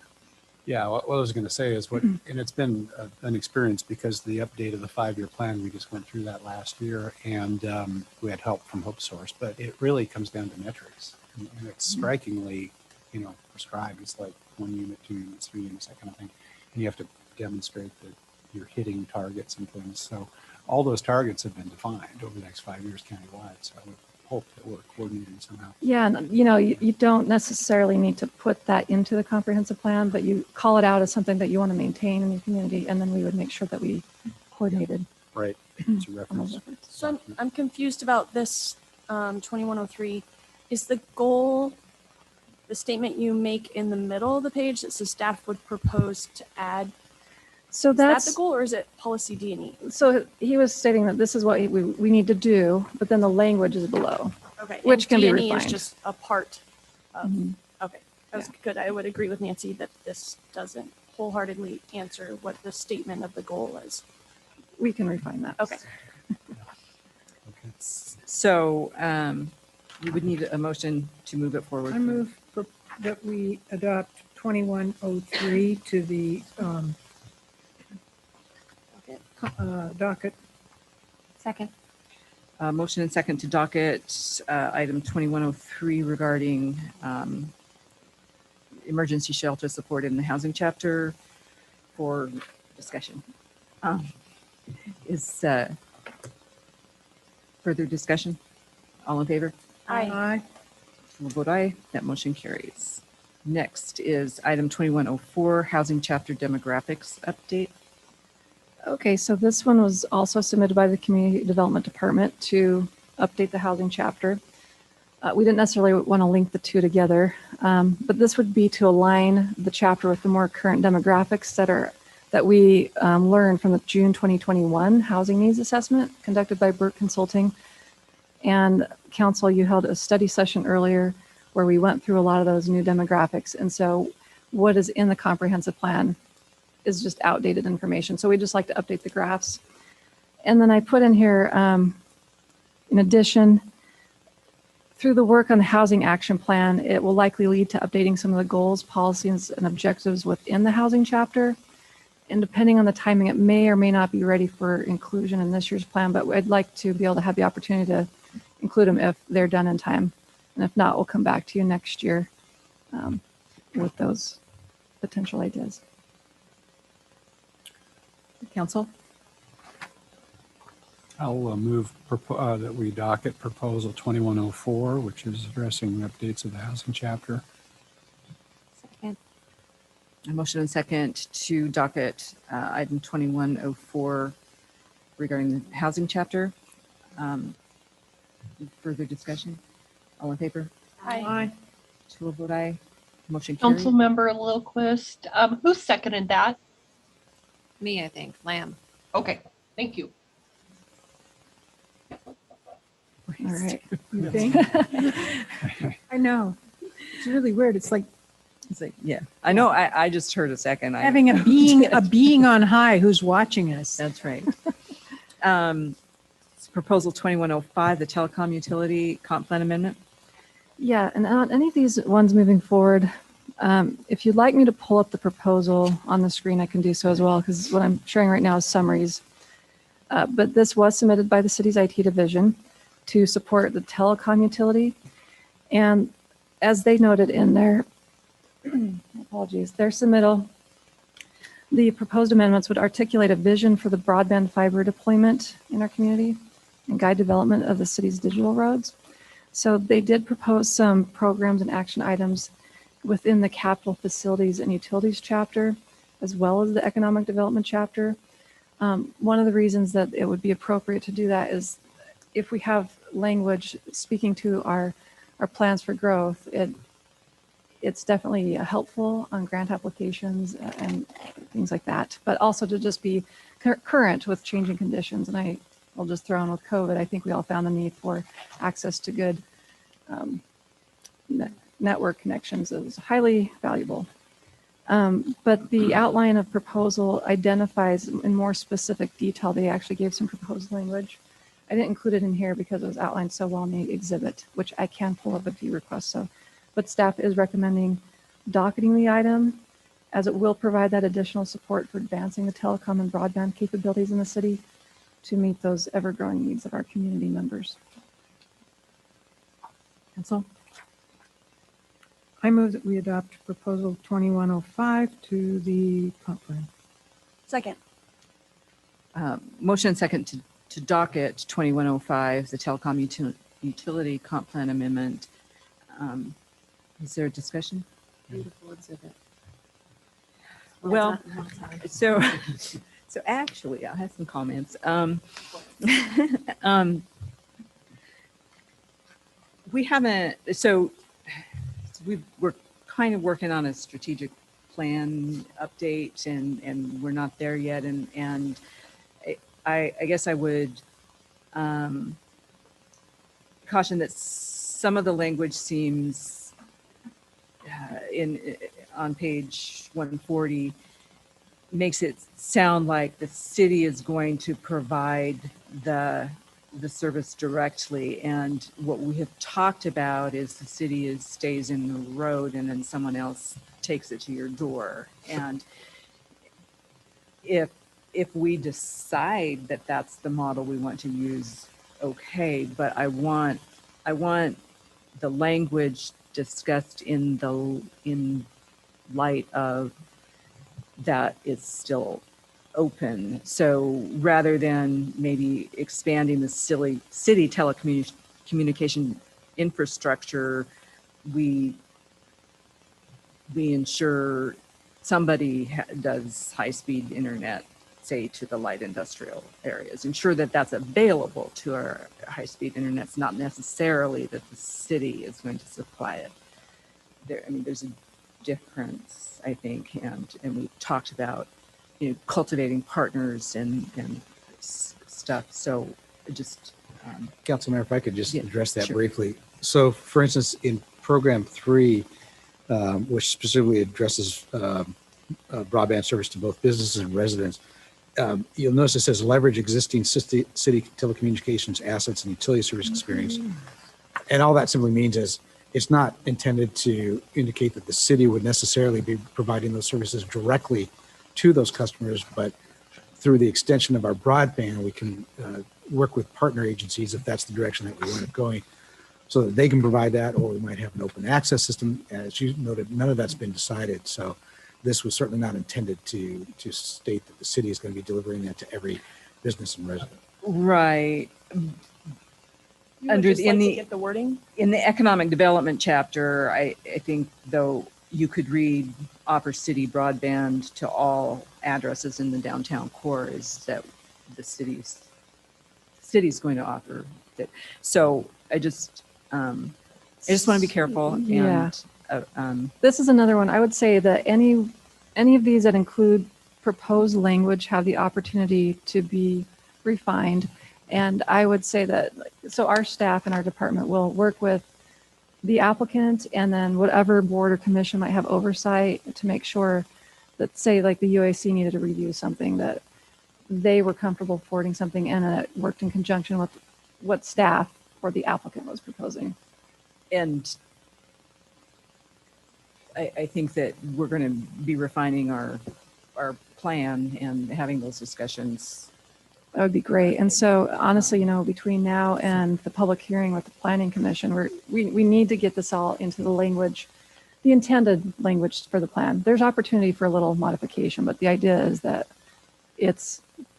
time has been put into a well thought out This and well-written. broadband absolutely needs to be expanded within the comprehensive plan. I'm just asking Yeah. when it goes forward that you have those conversations. Yeah, so IT submitted this. I'll work with them to coordinate with other entities, the appropriate ones, to come back with some good Great. language and get the right staff members in there too. Great. Thank you. That's what I was going to say on it too, is there's a task force at the county level right now on broadband. Centrifuge is very tied into broadband right now. So I would make sure they're not one of our ordinary commissions. I would make sure that we connect with them on this. But I am interested in the community feedback on the specific language for this. It's outside of my realm of expertise, but it'll be interesting what the particular feedback is. And centrifuge would be drawn into this conversation. A lot of these have overlap, and that's where it's nice to review them all cumulatively. And so any changes we make to, capital facilities and utilities, we also have something in the economic development chapter, and then there might be something in housing that affects economic development, et cetera. I think it should definitely be docketed though. And now I forgot, we have not yet made a motion.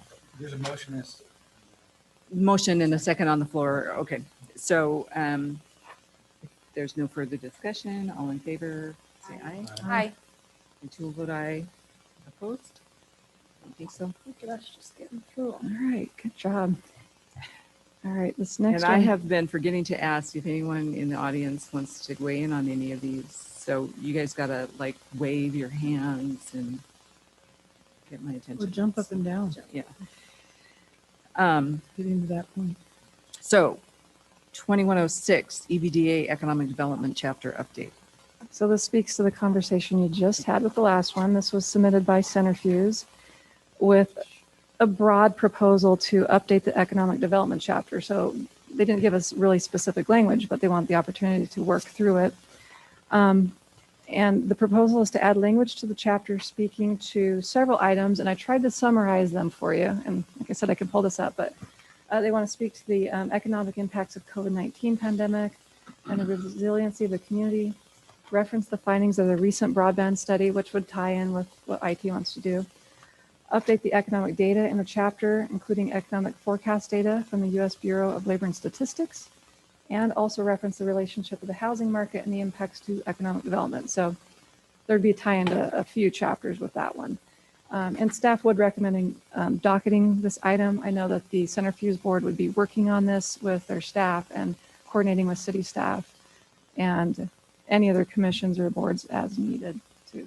And they may or may not get through every single one of those topics. I don't know how far they'll get this year. I move that we docket proposal 2106 to the comp plan.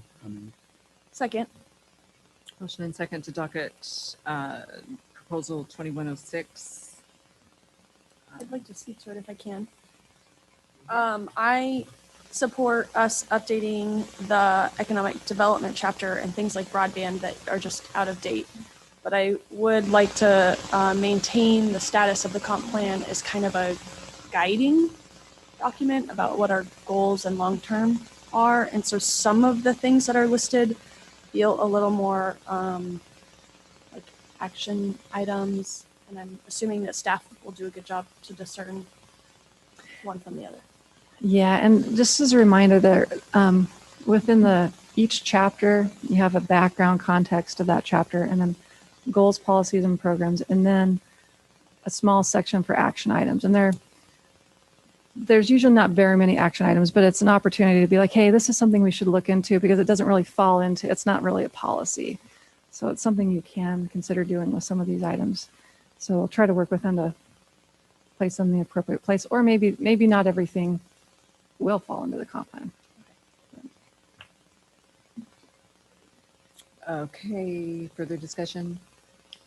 All in favor? Aye. I too will vote aye. That motion carries. Ellensburg Downtown Association Promenade Proposal 2107. So speaking of action items, the proposal from the Ellensburg Downtown Association is to create a pedestrian mall or walking promenade on North Pearl Street between the blocks of 4th and 5th Street. So essentially, no more parking and just have it be an open mall. And staff, and I noted in the staff report, this would fall more into the category of an action item if you wanted to pursue it. It's not really a comprehensive plan item. You could potentially add it to the economic development chapter under action items. And I said, if you were to do that, you could maybe include language like collaborate with the EDA to study the benefits and impacts of creating this pedestrian mall in the downtown district. But there's a lot more to it than that. You'd have to have a lot of outreach. I'm sure the EDA would be part of that, communicating with business owners. Funding sources, like what are the impacts to the downtown? And I know you've done a parking study in the past about what the parking situation should be in all the downtown areas. So I'll just throw that out there and let you guys start talking about that one. Yeah, I think my thought on it was, I know there's been a lot of discussion sort of around the community, sort of loosely around the concept, but this, the graphic that I saw in the packet was kind of the first time I'd ever seen anything, and it looked very official as sort of a proposal. And I know it's not, it's just for discussion, but it kind of seems the sequence is a little reversed in my mind. I think what you described in terms of outreach and evaluation, I think that it's almost like before you get to the policy level of sort of defining, almost seems like more of a technical evaluation is required, and to see feasibility, to determine feasibility and the impacts and things like that. So I'm I'm interested in the idea. I don't know that I'm ready to throw it into the comp plan as a specific action item without benefit of. Yeah, and if you don't throw it in the comp plan, it can just be an item that you pursue separately to just partner with them in this study if it's something council wants to support. Does anyone want to speak to this?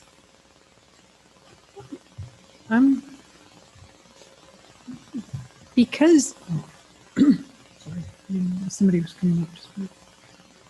Hello, Kelly Vandenberg with my Ellensburg Downtown Association President of the Board hat on this evening. With me is Darren Reed. I'm at 608 West Ridgeview. 1001 North C Street. And we agree wholeheartedly, David, this is very much an action item. Our reality is we would like to engage into that conversation and create that feasibility study in conjunction with the city and have that conversation, whether it's through a comp plan or a different venue or a different avenue. That would be the preferred method, honestly, is to be able to take that discussion and move it forward in a tangible way that maybe next year it is within the comp plan type thing.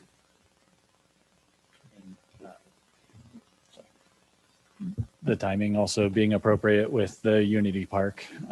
It's going to be adjacent. If that parking is vacated, it effectively will close to double the square footage of the park as far as, not being, not being full of cars. So. Yeah, I agree. There's a lot happening there. And you raise a good point. I think to my knowledge, the briefings that we've had on the Unity Park from Parks and Rec,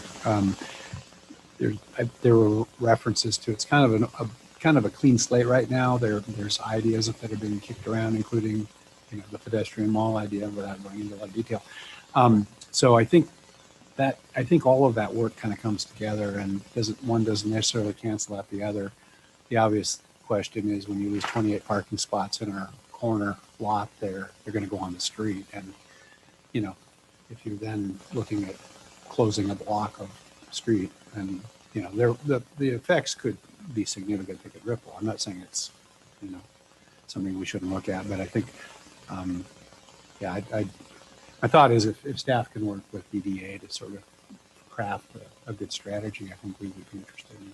I am interested in looking at that, but I'm not sure if comp plan at this point, docket is sufficient to have. So, Mary, you had a comment? It's my understanding that if we put something onto the docket, it doesn't necessarily mean it's going to move forward. It does put it up on our radar. Yeah. Okay. Then I don't have an objection to moving it forward, because it gets the ball into play. Yeah, I don't object to that either, except I realize that no decisions on any of these issues will be made by the end of the year.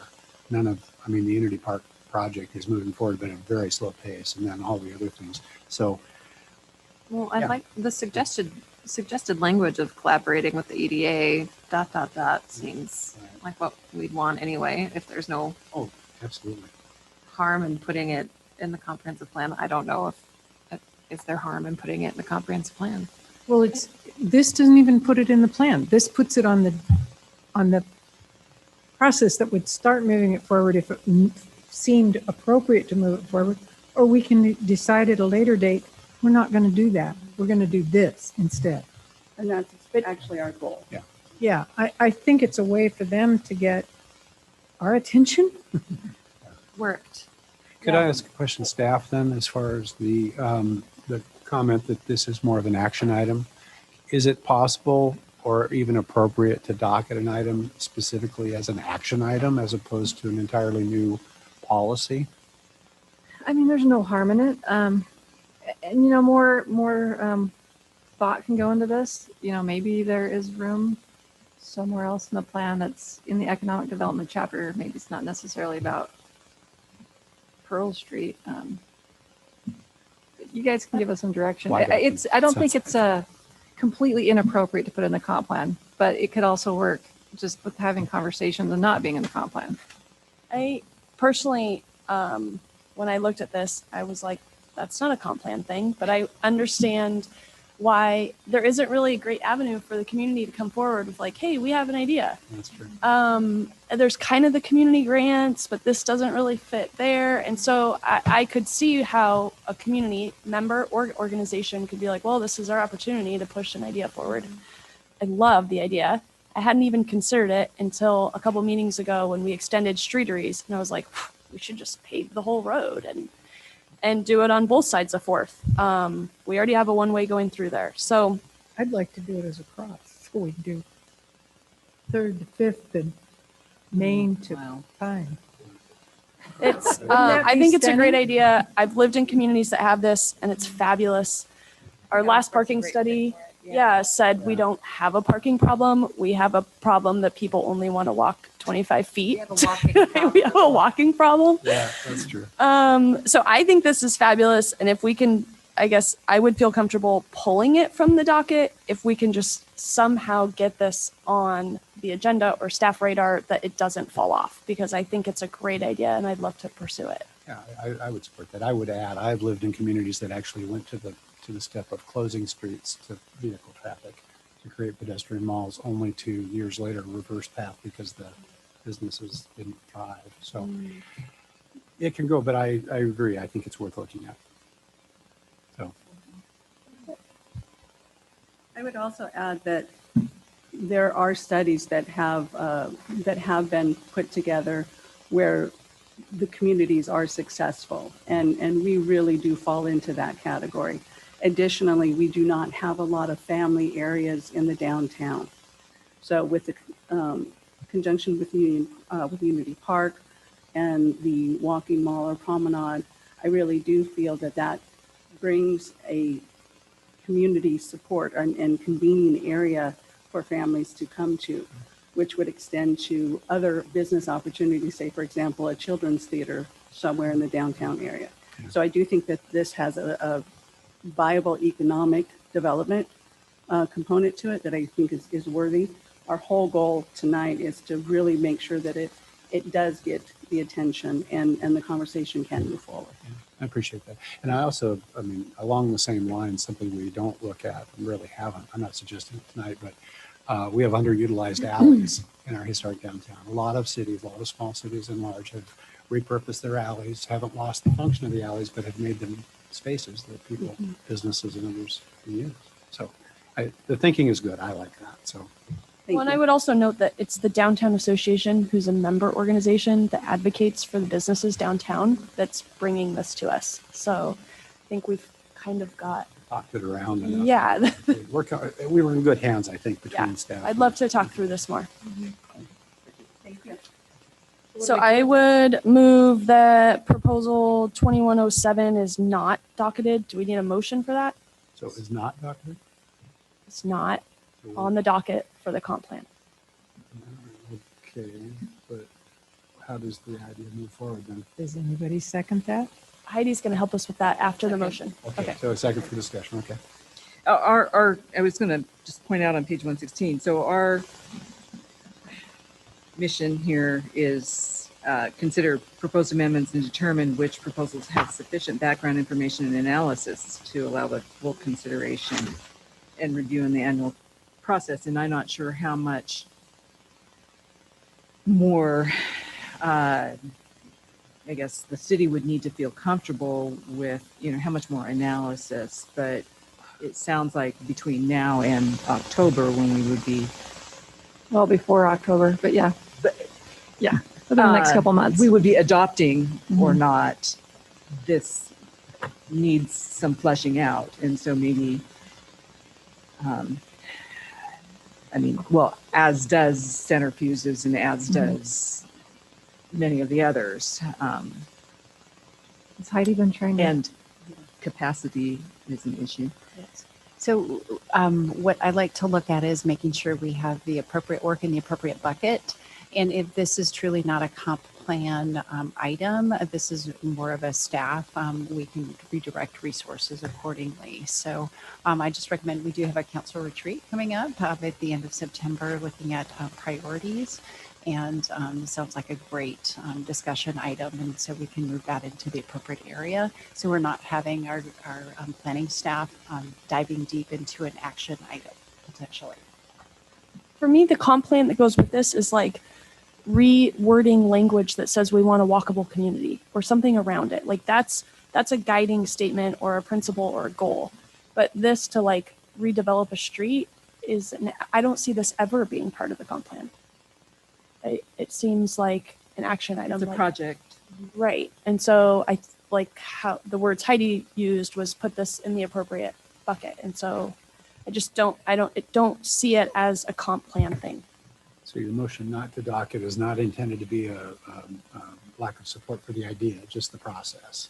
Right. I think it's the wrong process for this. I mean, I like the idea that Mary brought about bringing it in front of getting the support behind it and the information behind it, but I'd hate to use staff time. I mean, can you imagine developing like a SEBA? All of that seems irrelevant. It's not the right process for the right item, is my opinion, obviously. Yeah, and I would agree. And I think, with a very focused study of the downtown, historic downtown, there are 2 or 3 things that could easily be looked at in great detail, granular detail, but outside the comp plan process. Okay, so there's a motion to not docket 2107. Is there further discussion? All in favor? Aye. Aye. Aye. Opposed? Nay. Are we? I probably should have. Motion carries. Sorry. I probably should have asked this during discussion. To move it forward, do we need to do something official now too, so it doesn't get dropped? Or just Heidi's got it. I think it's on the radar now. If we have staff commitment. So we will figure out how to explore this in conjunction with the Downtown Association. Okay. Who voted against that? Mary. Me. Thank you. The voice from the ceiling Can't you speaks. see me? She doesn't miss a thing. Is she always going to be sitting up on the roof? Did we ban her from It's a better City view Hall or something? outside. I love it. I just take some getting Is the used to weather it. nice up there? Okay, so moving on to proposal 2108 regarding renewable energy. All right. At first, I apologize just for the formatting. I had copied and pasted from a PDF into this, and at the time, Peak Agenda wasn't letting us preview the document, so, or I would have fixed it. Anyway, this one was submitted by Megan Anderson on behalf of the Kittitas Audubon Society. And the proposal is to add new language to the capital facilities and utilities chapter. And I'll just read what she submitted. The proposal is to add the following new language. Provide capital improvements toward renewable energy generation. Photovoltaic generation can be installed at utility scale in the city and surrounding areas with careful planning. These energy systems will help the city capture state grant opportunities, which will support additional diversification of the local economy and comprehensive community resilience. Generating renewable electricity will allow the city to reduce greenhouse gas emissions, provide 20-year planning, provide stable electricity rates, and support transition planning for future uncertainty. And there's quite a lengthy supporting document that goes along with it. In the second page of the submittal, the narrative goes on to state that the current comprehensive plan does not specifically address city resources to provide direct capital improvements toward the installation of renewable energy systems. So Exhibit 8 does have that full proposal. So in analyzing this proposal, staff would refer council to the existing capital facilities chapter and goal CFU 3, in addition to the existing goals in the environmental chapter, do speak to the city's aim for working towards renewable energy. As we've just discussed, the comprehensive plan is not really an avenue for directing funds to go towards certain items. So while there are various chapters of the comprehensive plan, the comp plan is really a guiding document that sets forth the strategies that can be pursued in order to achieve the desired community vision. So what I put in here is the staff would recommend that council discuss this item and determine if it warrants inclusion in the action item section of the comp plan, or potentially refer it on to another commission to review. We've reviewed similar items in the past at the Environmental Commission. Certain types of items have gone to the Utility Advisory Committee. But as with the last one, this is not necessarily, directing resources is not really what the comp plan does. It's more about the overarching goals. Discussion? He is on the UAC, correct? Yeah, a particular opinion about this? I am. I guess I agree with staff's analysis. I was more interested in the supporting documentation that was provided, and Very good documentation. The conversation I would want to have was how we could align the comp plan goals to the state energy strategy goals. And, but that's not what the proposal was. So,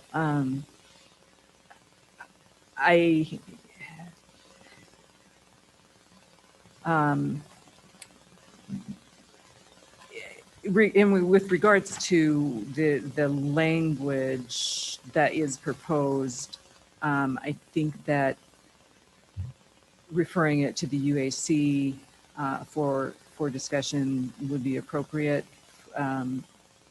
We have talked about it. I mean, just the city's electric product is, well, I guess they're not talking about the carbon.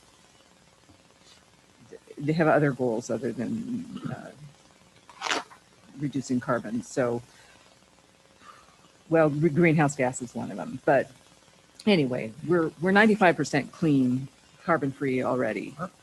So my opinion is adding photovoltaics doesn't increase that, but maybe it increases some of the other things that are talked about. But I think we need a bigger picture conversation community-wide about our energy strategy. And I think that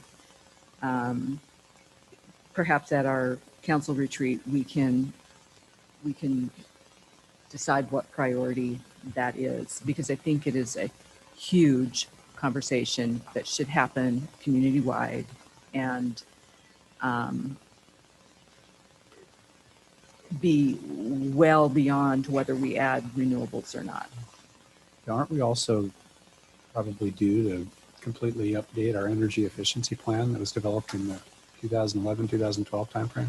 I mean, that was so heavily centric on reducing our tier 1, tier 2 loads on electric that it went heavy on natural gas conversion. And it seems like that's all going to come back and be looked at through a different lens now. So it sounds like that's what you were talking about to some extent. I do think so. I think, eventually we took that energy efficiency plan and put it in the comp plan so that we just took the language that we hadn't already accomplished and it's there in the comprehensive And plan. some also went into the land development code itself for just building requirements. So I agree. We've pretty much completed that. I'm not sure that what we need at this point is a similar document, and maybe it's a sustainability plan or strategy. But we really need to have this conversation, and it's just figuring out what the best forum and format is that I'm hoping we can spend some time at our retreat to discuss. I would agree with Nancy's sentiment that this is more of an action item that I'm not ready to docket. I would be open to inviting Megan. Is it Megan? Yeah. To present the idea. I think the idea is interesting, but much like the TIP studies kind of giving us long-range planning for economic development, and the housing action plan is giving us long range for how we're going to address our housing deficit. I think that we do need an energy update, and I don't know if the UAC, I don't know that group well enough to know if the expertise is there that they draft the language, or Public Works drafts the language like our IT department did for broadband. Somewhere we need to update that chapter with, like you said, like the supporting documents she had were fabulous. But until we have that, I don't know that we can just be like, oh yeah, that seems like a good idea. Let's build some solar panels. That was my take on it. It seemed action item before we've established that that's part of our long range goals. Right. And like Kristen pointed out, some of the goals are already there regarding renewables and other stuff. And they might be worthy of updating once all these conversations have taken place. So,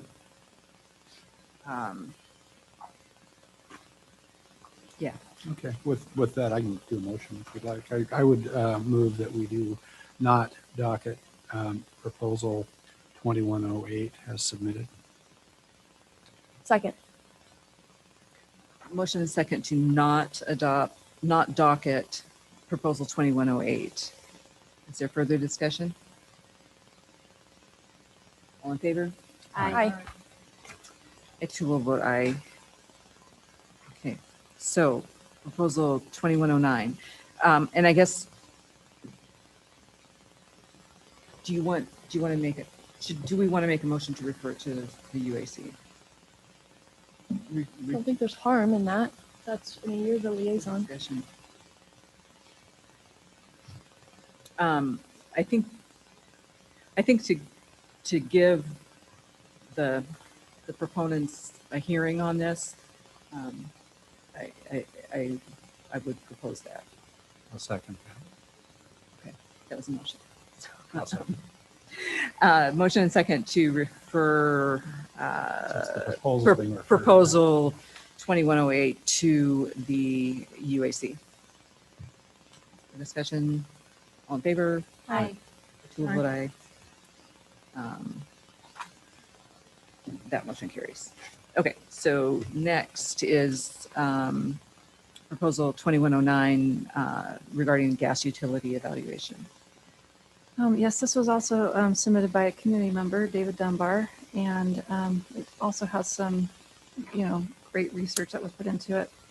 It's a request that and the way it was worded, the comprehensive plan for the gas utility be amended to include an undertaking of reevaluating the 2016 resource evaluation study.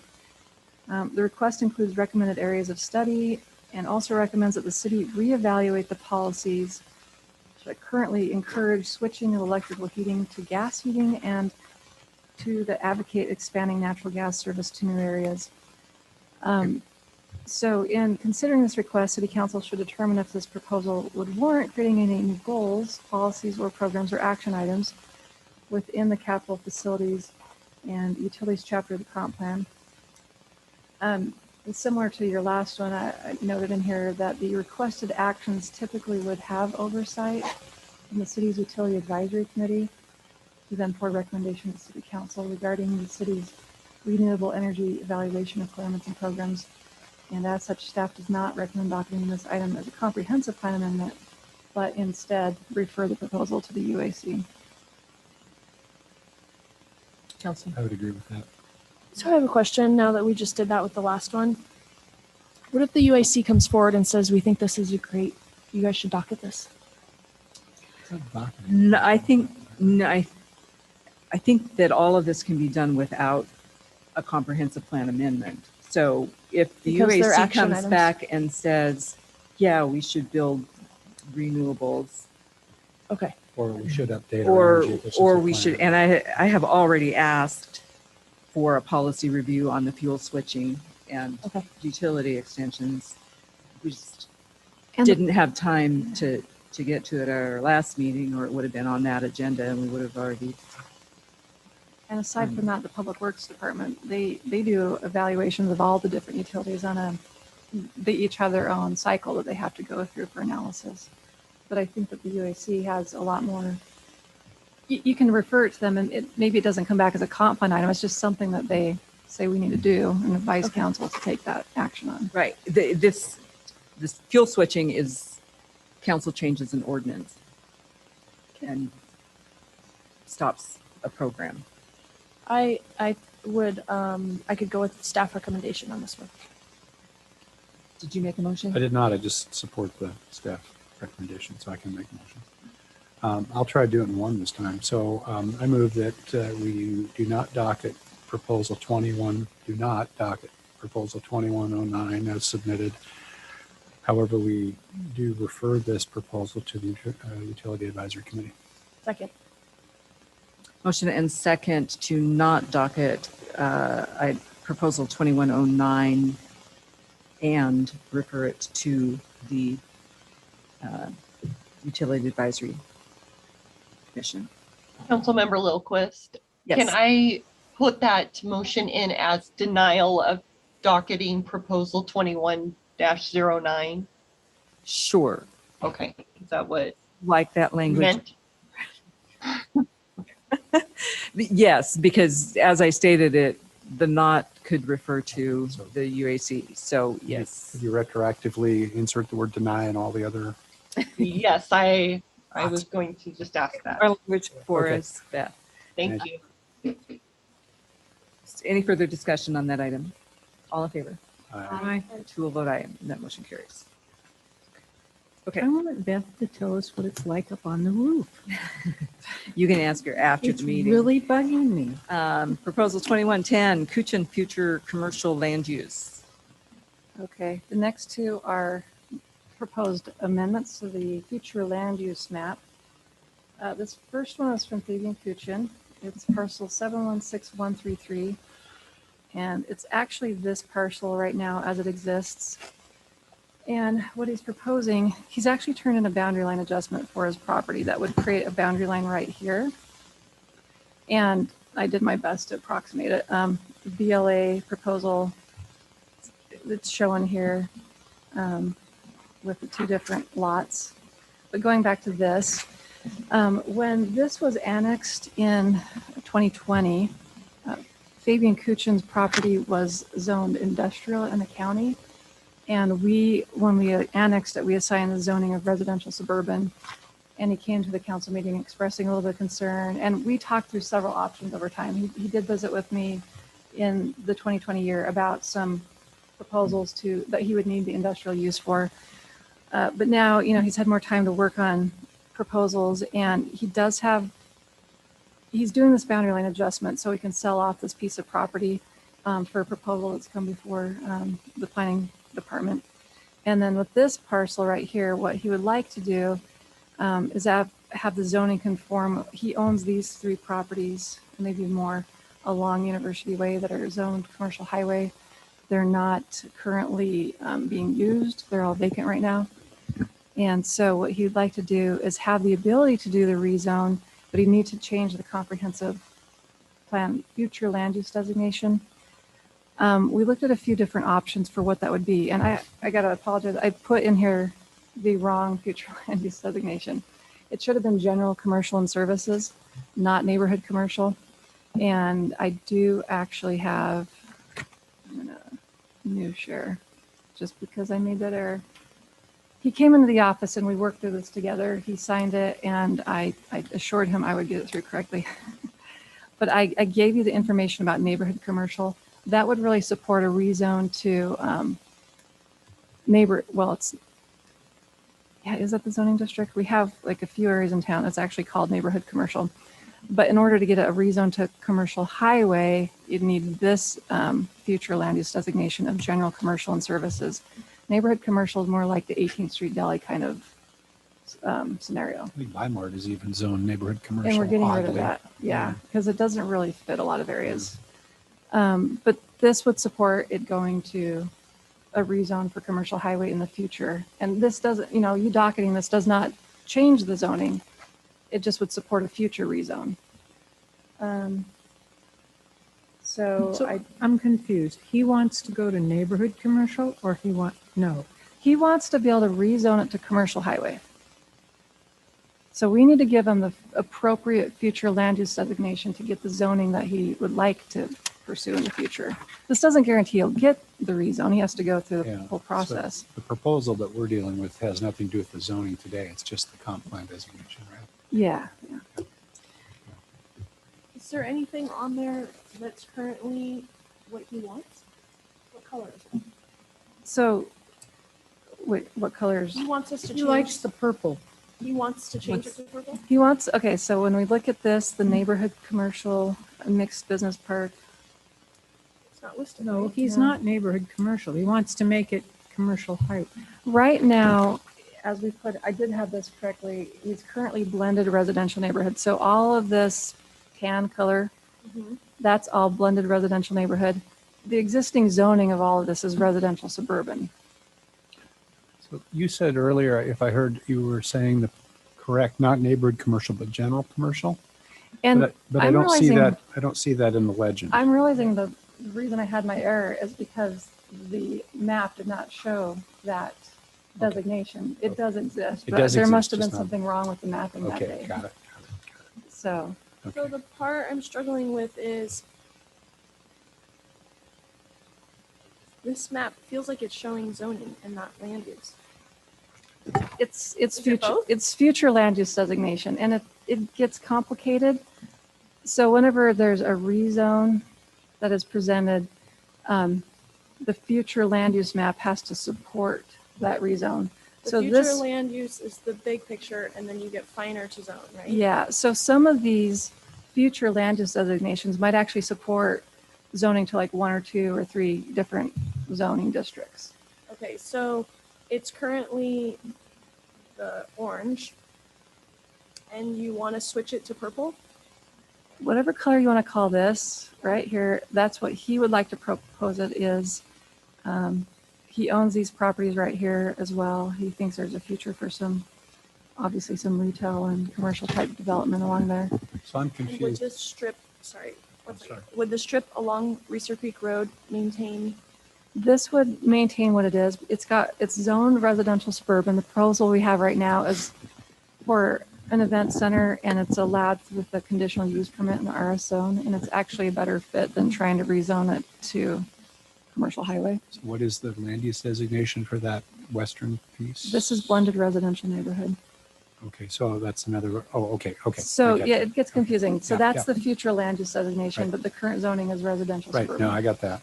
So the purple that's showing on here is that is not neighborhood commercial, where it It's is. commercial highway. But it's not on our map. It's is what I'm general saying. commercial and services.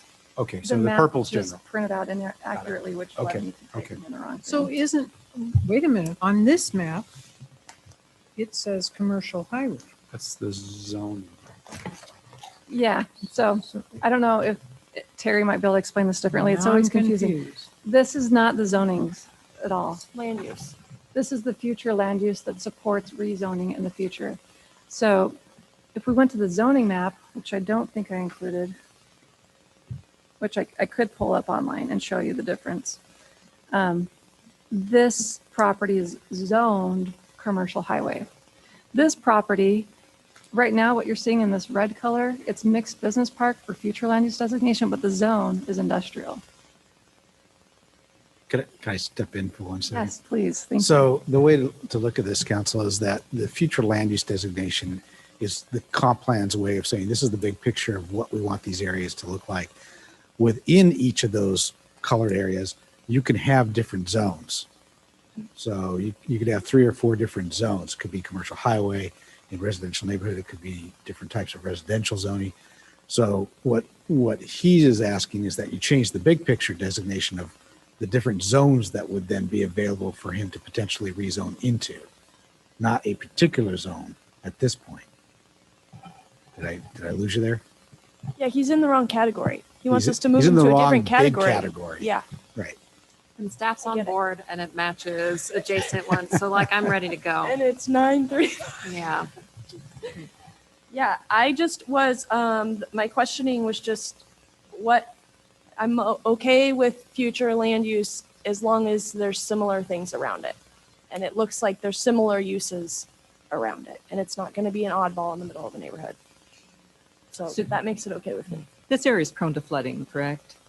Just There are some areas, I'd say more of that's up here. They did turn in some critical area stuff for this project here, and we've identified just some small areas of floodplain riverine, and I don't believe there's any wetland in here. This right, it looks like it. Sure, I'd agree with you. well, we haven't done any studies here, but what he's pointed out is that this is at a higher elevation than this, I believe. But Okay, so, but the point is, so a very intensive land use, though, could potentially impact the flood storage capability.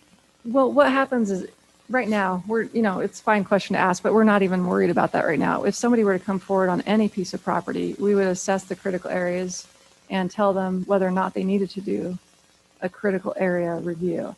Because we do have on our GIS mapping, we've got potential wetlands, which just says, hey, do a study. They're not exact. We do know exactly what the floodplain designation is, and everyone develops in the floodplain in Ellensburg. A lot of Ellensburg is areas of shallow flooding. Just have to be built 2 feet above highest adjacent grade. And then there's also, that's what it was. The creek runs through here. There's an 85-foot buffer on either side that you just can't build within. So a lot of the remaining properties in town have one or all of those critical areas, and we just build around them and not in them. And you have to do all sorts of stuff with compensatory storage and not increasing the flooding on your neighboring property and maintaining it all on your own site. So That's cattle right now, right? yeah, a portion Isn't that of where it. all the cows, okay. But he's got some storage buildings, some industrial type uses that he had there. So Okay, so I would move approval of docket number 2110. Second. motion and second to docket proposal 2110, the Coochin Future Commercial Land Use. Further discussion? All in favor? Aye. Aye. I too will vote aye. Motion carries. Proposal 2111, Future Industrial Land. all right, we're to our last one, and I Last just one. want to thank you guys for the good discussion and thoughtful conversation. So yes, this was submitted by staff, and this proposal is regarding this piece of property, which is on the southern perimeter of the city. It's in the UGA. So this yellow dashed line is the city limits. And So for perspective, this is the Flying J right here. You got the wastewater treatment plant right here. And this property right now, it currently has a future land use designation of general commercial and services. So if it was annexed into the city, it'd probably be zoned commercial highway. And the proposal is to update it to allow for light industrial at time of annexation. And the reason for this is just the fact that we're running out of industrial land. And so staff in the planning department and public works, we sat down and went over the map for the whole city and the UGA, trying to identify areas where it might work. We looked at this property, just a proximity to what's, I just pointed out the sewer treatment plant, the Flying J, that you could have light industrial manufacturing. That's not a huge impact. We do have design requirements that would go into effect, with what people see from the road. But the owner of the property is actually here, and they've indicated that they're very interested in proceeding with this proposal as well. But we've used up a lot of the industrial land where the transfer station is going and the new county shop transfer. We sold some of the Dollar Way property the city owned for some good industrial uses. But when people call our department, we don't have many options to throw their way.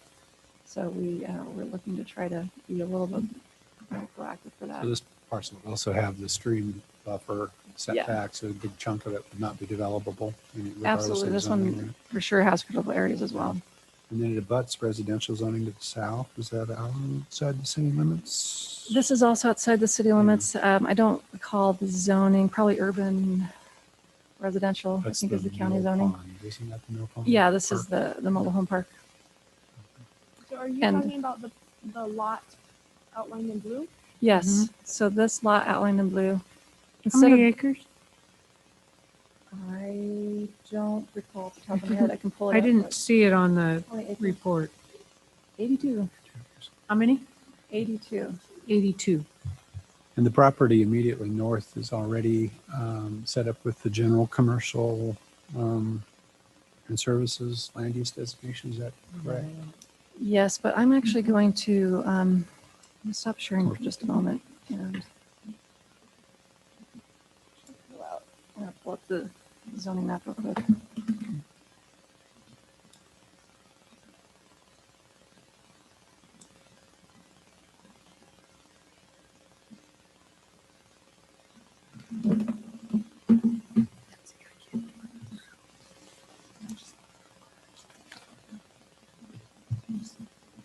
So we'll get a closer look at this property. And so I would like to just look at what the zoning around it is, first of all. Okay. So the property in question is this one right here. The zoning directly to the north, zoning, not future land use, is commercial tourist, and we're looking to consolidate that in the very near future with the commercial highway. So that's what would be directly across the street. And then we also do have some that's zoned residential suburban, owned by the same property owner that owns this. It's the Fence Line LLC property owners. This is zoned open space. Let me see, public reserve. Public reserve. The future land use designation is open space and parks.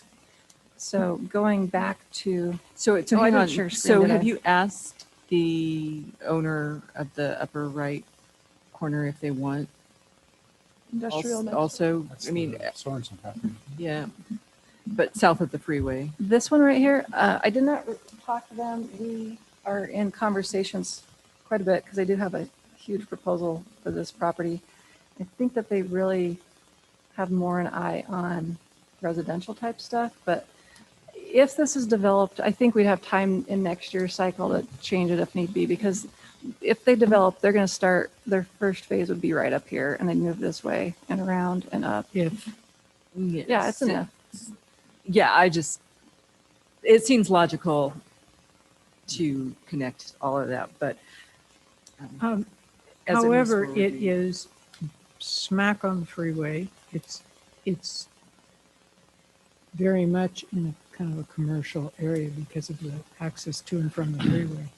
Well, and that's why I was thinking they might like light Oh. industrial as well. That's one of the questions we get whenever somebody calls about industrial is how close are you to the freeway? This Right. is very close. I'd like to, So what you were going to show, us the land use designations there? So that's the zoning, and then I don't necessarily need to go back to the other map because I can see how long it takes. Sometimes this layer takes a little while to pull up. But I think, Mary, you have a motion. Is that where you're going? No, you wanted, it's fine. David's got the floor. Let's so- motion. No, I was just. Let's move it forward. We can look at the map. I'd like to move 2111, future industrial land use, be docketed. Second. Motion and second to docket proposal 2111, the future industrial land use in the UGA. I'm sorry, did you want to speak?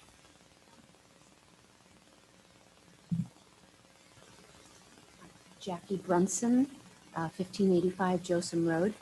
My husband and I are the owners of the property under our LLC of Valley Land Company, and we are very much in favor of this proposed change if the property is ever annexed in. And just like you to know that. Great, Thank you. thank you. Okay. Discussion. I think it's, I think we should open it up for public comment. I mean, I don't really want anything zoned industrial within the city limits, but I understand the intention, and I do think it's important to have different. I think it's a land necessity to designations. have Oh, those. we absolutely need.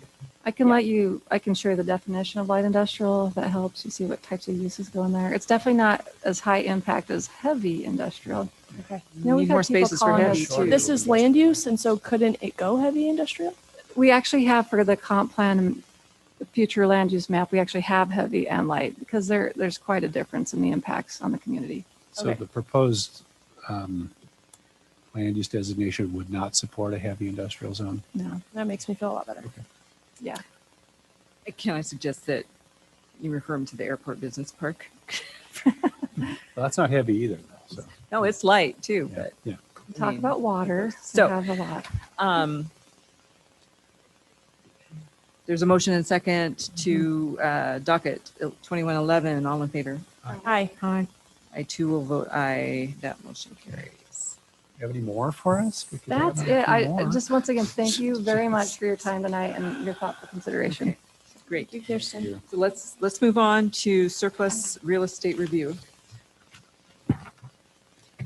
And then we're done. No, And we're not.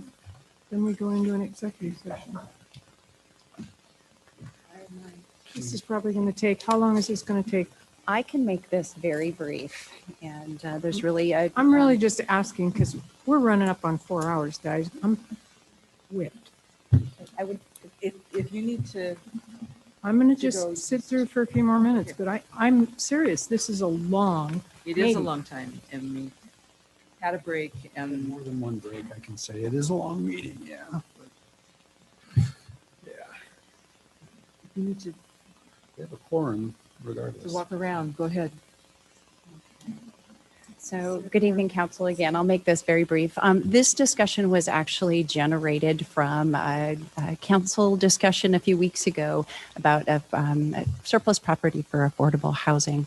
In 2017, as was mentioned a couple presentations ago, council had a discussion looking at what city-owned fee simple ownership property does the city have that may be underutilized, that could be used for affordable housing or surplus to really put back into the general use. And so a number, if you look at your council packet, we highlighted a number of items and they're suspiciously similar to the 2017 discussion, but I would like to call out a couple of things. And I will tell you, it's a little bit dangerous. I'm new in town and it's dangerous to give me the driver's seat here, but the staff helped make things a little bit more simple. So, what we did is we highlighted the number of properties, and I can go through them very quickly. You've had previous discussions, some recent and some past, and these will take you. Again, the Second and Pine really property is adjacent to and is utilized. That parcel is actually reserved for parking for future expansion of the library. So that's one of the other pieces, and council have made that fairly clear that they'd like to continue that. Sixth and Pearl was another item that was discussed years ago, saying, and the council's decision was, or the guidance at the time was, we want to reserve this for parking, for public parking. So let's not do anything with that. And like I said, if someone wants to build apartments over the parking, okay. Absolutely. And Heidi, this is informational only. There's no action to be This taken. is informational only, but there, if you have guidance for staff, and I will call out a couple of items, and the next one is one of those. One of the parcels we looked at, it's actually zoned, was it residential low density? It's called Catherine Park. It was purchased as a park property. And could be, again, it's likely not, it's not on the agenda to be a park property. This could be something that could go back into circulation. The question, could be for affordable housing or for back into the housing. What we've identified is we need more housing, and if there are opportunities for residential build, then that can actually help our housing stock just in general. So that could be an item or a piece of property called out, potentially for surplus. The community garden property, that's the First and Pine properties, are really under, actually we're under discussion about development and about surplusing that for affordable housing. And let's see here, the EV charging station on 3rd and Main, actually kind of a difficult piece of property use. That's, again, fee simple city owned. We do have charging stations on there. There's been discussions about, it is a fairly difficult piece of property to reuse. You'd have to reposition restrooms and facilities there. Do we own the property to the? I thought there was a restaurant. It's right south of the White. The restrooms. Oh, That's the okay. restaurant. All right. Thank you. I'm confused. Yeah. Friendship Park is also owned by the city. Again, I think it's the gas utility that owns Friendship Park. And the discussion was, let's keep that a park. There's a few parking spaces behind there as well that are used for public parking. Mount Stewart these were two parcels. There's actually a well located on one of the parcels, but the consideration was to donate this for affordable housing years ago. But because of PSE easement, it's quite difficult to actually build, and so it wasn't considered appropriate for affordable housing. There may be some interest with the school district at some point, but as far as using this for other sort of city use other than the well site itself, there could be an adjustment made to that, but that would be a longer term discussion. I was just going to say, if the school district has interest in that, I think that would be interesting. I'd be interested in knowing if the school district has other land that they might own that they don't have a plan for, that may be of interest to us. Swap. That's been discussed previously, and they had some interest. It's got a deed restriction on it of some kind or something, doesn't it? Easement. There's It's just the well, and there's a BPA. But what their proposed use of it could still work, especially with its adjacent location. And then they have a big lot behind the school that they might not be utilizing to its best capacity. So I think that they were aware that there was opportunity there and it could come up in the future. So the next property is really Nanum, and that's outside the city limits. It was actually purchased as part of our watershed previously. It's not actively being used by the city, but staff recommendation that this might be a wonderful perhaps land swap. Eventually there might be some value into holding onto this property. I know that folks actually do use this for recreation, So and it's adjacent to DNR. Over 300 acres of recreational Significant. And it's potential. again outside the city limits. So as far as if we're looking at increasing housing, if that's the goal right now, that likely is And not an it's option. snaky. Boys, it's snaky.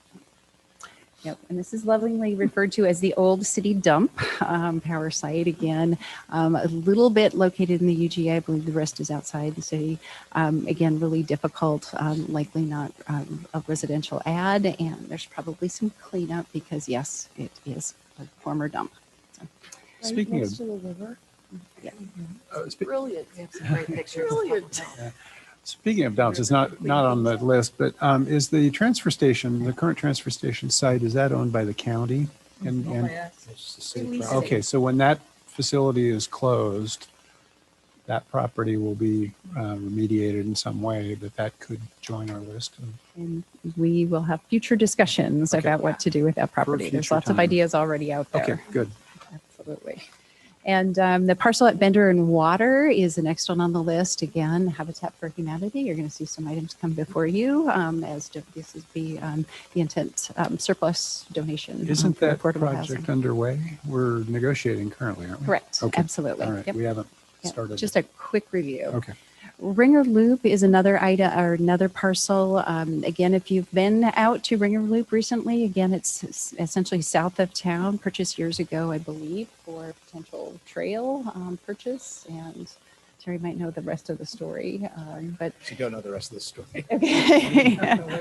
I'm still getting up to speed. It's a beautiful area. We are in discussions with DNR. They have a boat launch out there, and the river moves, and the river has moved into there's a road closed out there, and so as far as potential development or housing, absolutely not. But there may be some value of doing some land swap out. In So that area just as to well. be clear, if we're considering surplus property, we're not obligated to develop it as affordable housing, but if we were to sell it and wanted to take those proceeds and invest in affordable housing, that would be correct. the connection. Right. Correct. And some of these properties will be pretty clear are owned by the utilities. And so that means that we make the utilities whole if and when I the see. sale happens. Okay. So there may be limitations. Sure. Okay.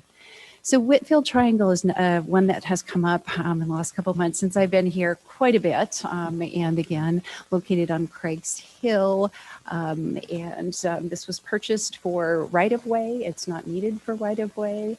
Likely, as far as we do have city irrigation there, this could certainly be one. In fact, in the 2017 discussion, council said, go ahead and surplus it, but we have not done that. So, and again, it doesn't have to be surplus for affordable housing. This could be a parcel that goes back to just, potential residential development. And right now our market is pretty hot, and it might be a good time to surplus this piece of property. We should consider vacating one of those roads at the time. Alley is used for driveway access. If we can consider it. I don't know how you get those people to stop going down there and parking. Well, I mean, Right. you don't need to access on three sides. It just seems like extra road. And the last one was a late addition, Whipple Park, and there actually are likely some limitations to circles in this. This is a community park and sort of an underserved area. There are other adjacent parks in West Ellensburg Park, Rotary Park, but there may be some value into having some other amenities there, or again, we can look into that further. But I believe, again, there's some restrictions on that property. Yeah, I think underserved and might not be the right term because they have some access to like the best parks in town right over there with Rotary and West Ellensburg. So yeah, I guess I would, that one might be interesting. Could be a great place for affordable housing. And it's It'd be a in great a place for residential community area. garden too. I would just note, there are some deed restrictions on Whipple Park. Could we do could we do community garden over there? Probably not within the strict terms of the deed restriction right now. So is that Whipple? Mhm. That one's interesting. So we can do some further investigation. I was thinking, is it Kleinberg? What's the small park? Kleinberg, yeah. Kleinberg next to the depot? No, that's one I was thinking about the other day. Yeah. Okay. So that is my quick tour through the list of potential fee-owned, parcels from that the city owns. So can we quickly arrive at a consensus or do you want to? I would like to propose that we surplus the piece up there on Alder. Whitfield Triangle Um, on Craig's Hill. This is the time to do it. If we're Surplus- going to do it, let's do yep. it now. I could agree to Is that. that a motion? Or do you want to? I can make it a motion. Because I consider Catherine Park too. Could agree with that. And I would be Catherine interested. Park as well. That's the one up on Radio Hill. And we have we not already surplus the community gardens plot or parcels? No, they haven't been formally surplused. Okay, I propose that we surplus Catherine Park and Whitfield Triangle. I think is the one you're looking for. Page 180. Whitfield Triangle. I think. Whitfield Triangle. Second. So I have a question on process. So we had this conversation in 2017. We went through the same process. We identified our top three, right? Which included the Mount Stewart parcels, the Bender parcel, and the community gardens. We did not surplus at that time, is what you're saying, but we went ahead with a project to develop those parcels. We solicited proposals. So I guess with that process, is it essential that, why are we doing something different now than we did then, I guess is my question. I mean, I'm not opposed. I'm just trying to understand. This isn't the same exact process we did last time because we didn't end up surplusing last time, right? Well, what we've done in general is waited to surplus until we have a deal, an agreement in place. Okay. So those parcels, we will bring them back to be surplus when we get closer to, a point of sale. I get that. Yeah. So why would we not follow that same process for these parcels? That's my question. Well, some of these parcels were already identified last time. We just Right. So we have to take some action to indicate that these are up. Appropriate. We want to pursue selling.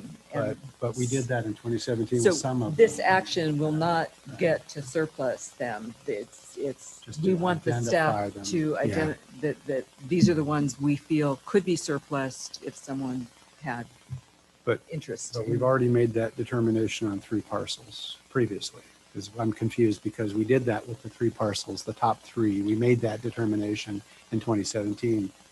Is that still valid? So I can clarify just a bit. So you identified specific properties and the top 3 were to surplus for affordable housing specifically. So that was into a program. You also identified during that process a number of other properties that you said explore, and I believe the Dollar Way property, the last of which it was approved tonight, was also surplus during that process. And again, that it wasn't an action to surplus at that meeting; it was a discussion to guide staff to surplus through the means available in our code. That's what we're doing tonight. So Yep. we're looking at the next block, not Yeah. the previous 3. That's Correct. what we're moving for. Correct. Got it. And so the question tonight is, are you still interested in surplusing Whitfield Triangle? And are you interested in potentially surplusing Catherine Park? Okay. And I've made that helps. motion. Yeah. And it's been And I'll seconded. second. My question for staff would be, do we need to identify if it's for affordable housing or for sale?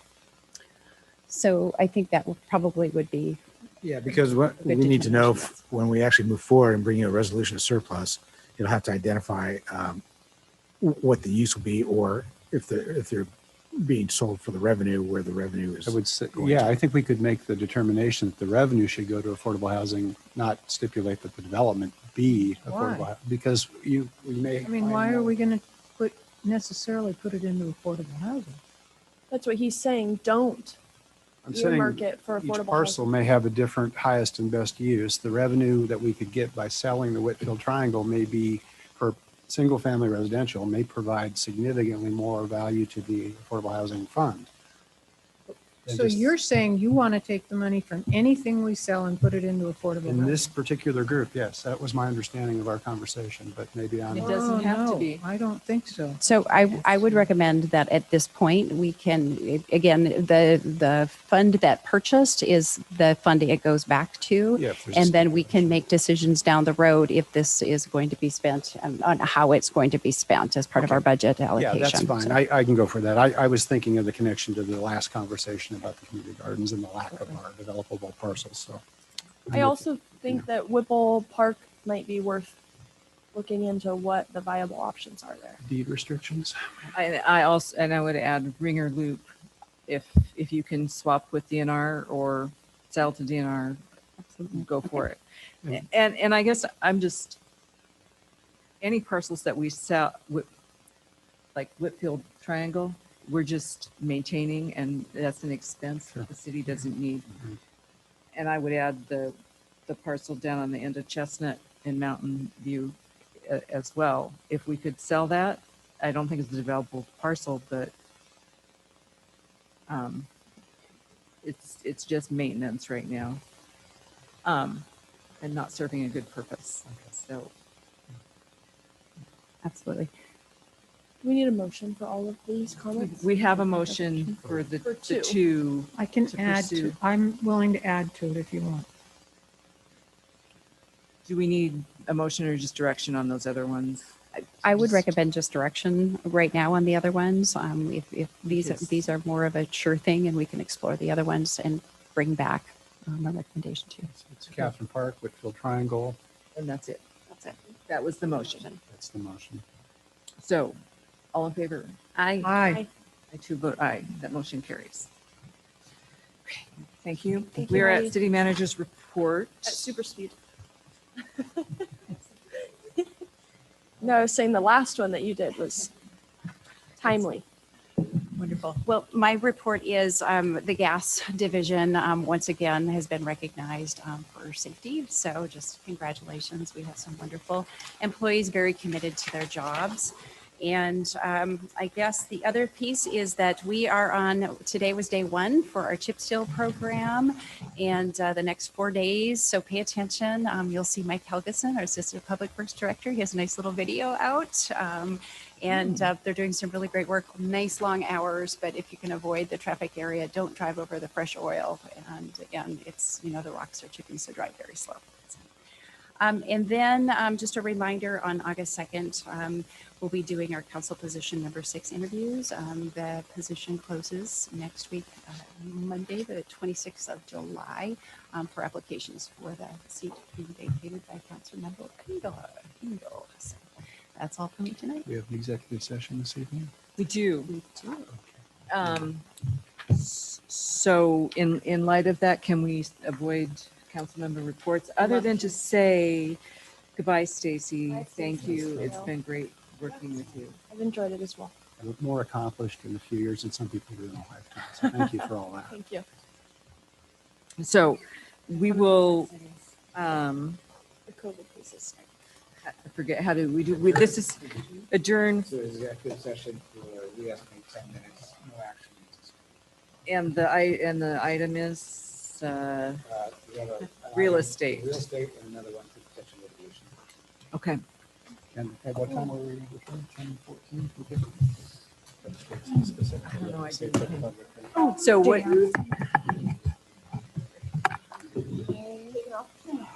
I don't blame you. I mean, you can hang out. Surprised anyone stayed. Yeah. What was that? It's fine.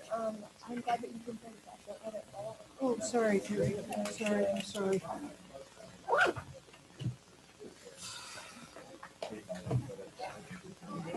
I'm dying. I'm really just dying at this point. I'm really in pain. I stand because I can't sit it. This 4 hours is just too damn long, kids. I can't. I'm up like. No, I agree. My seat's open. You should. Okay, fair enough. Yeah, I'll consider it. Have a good night.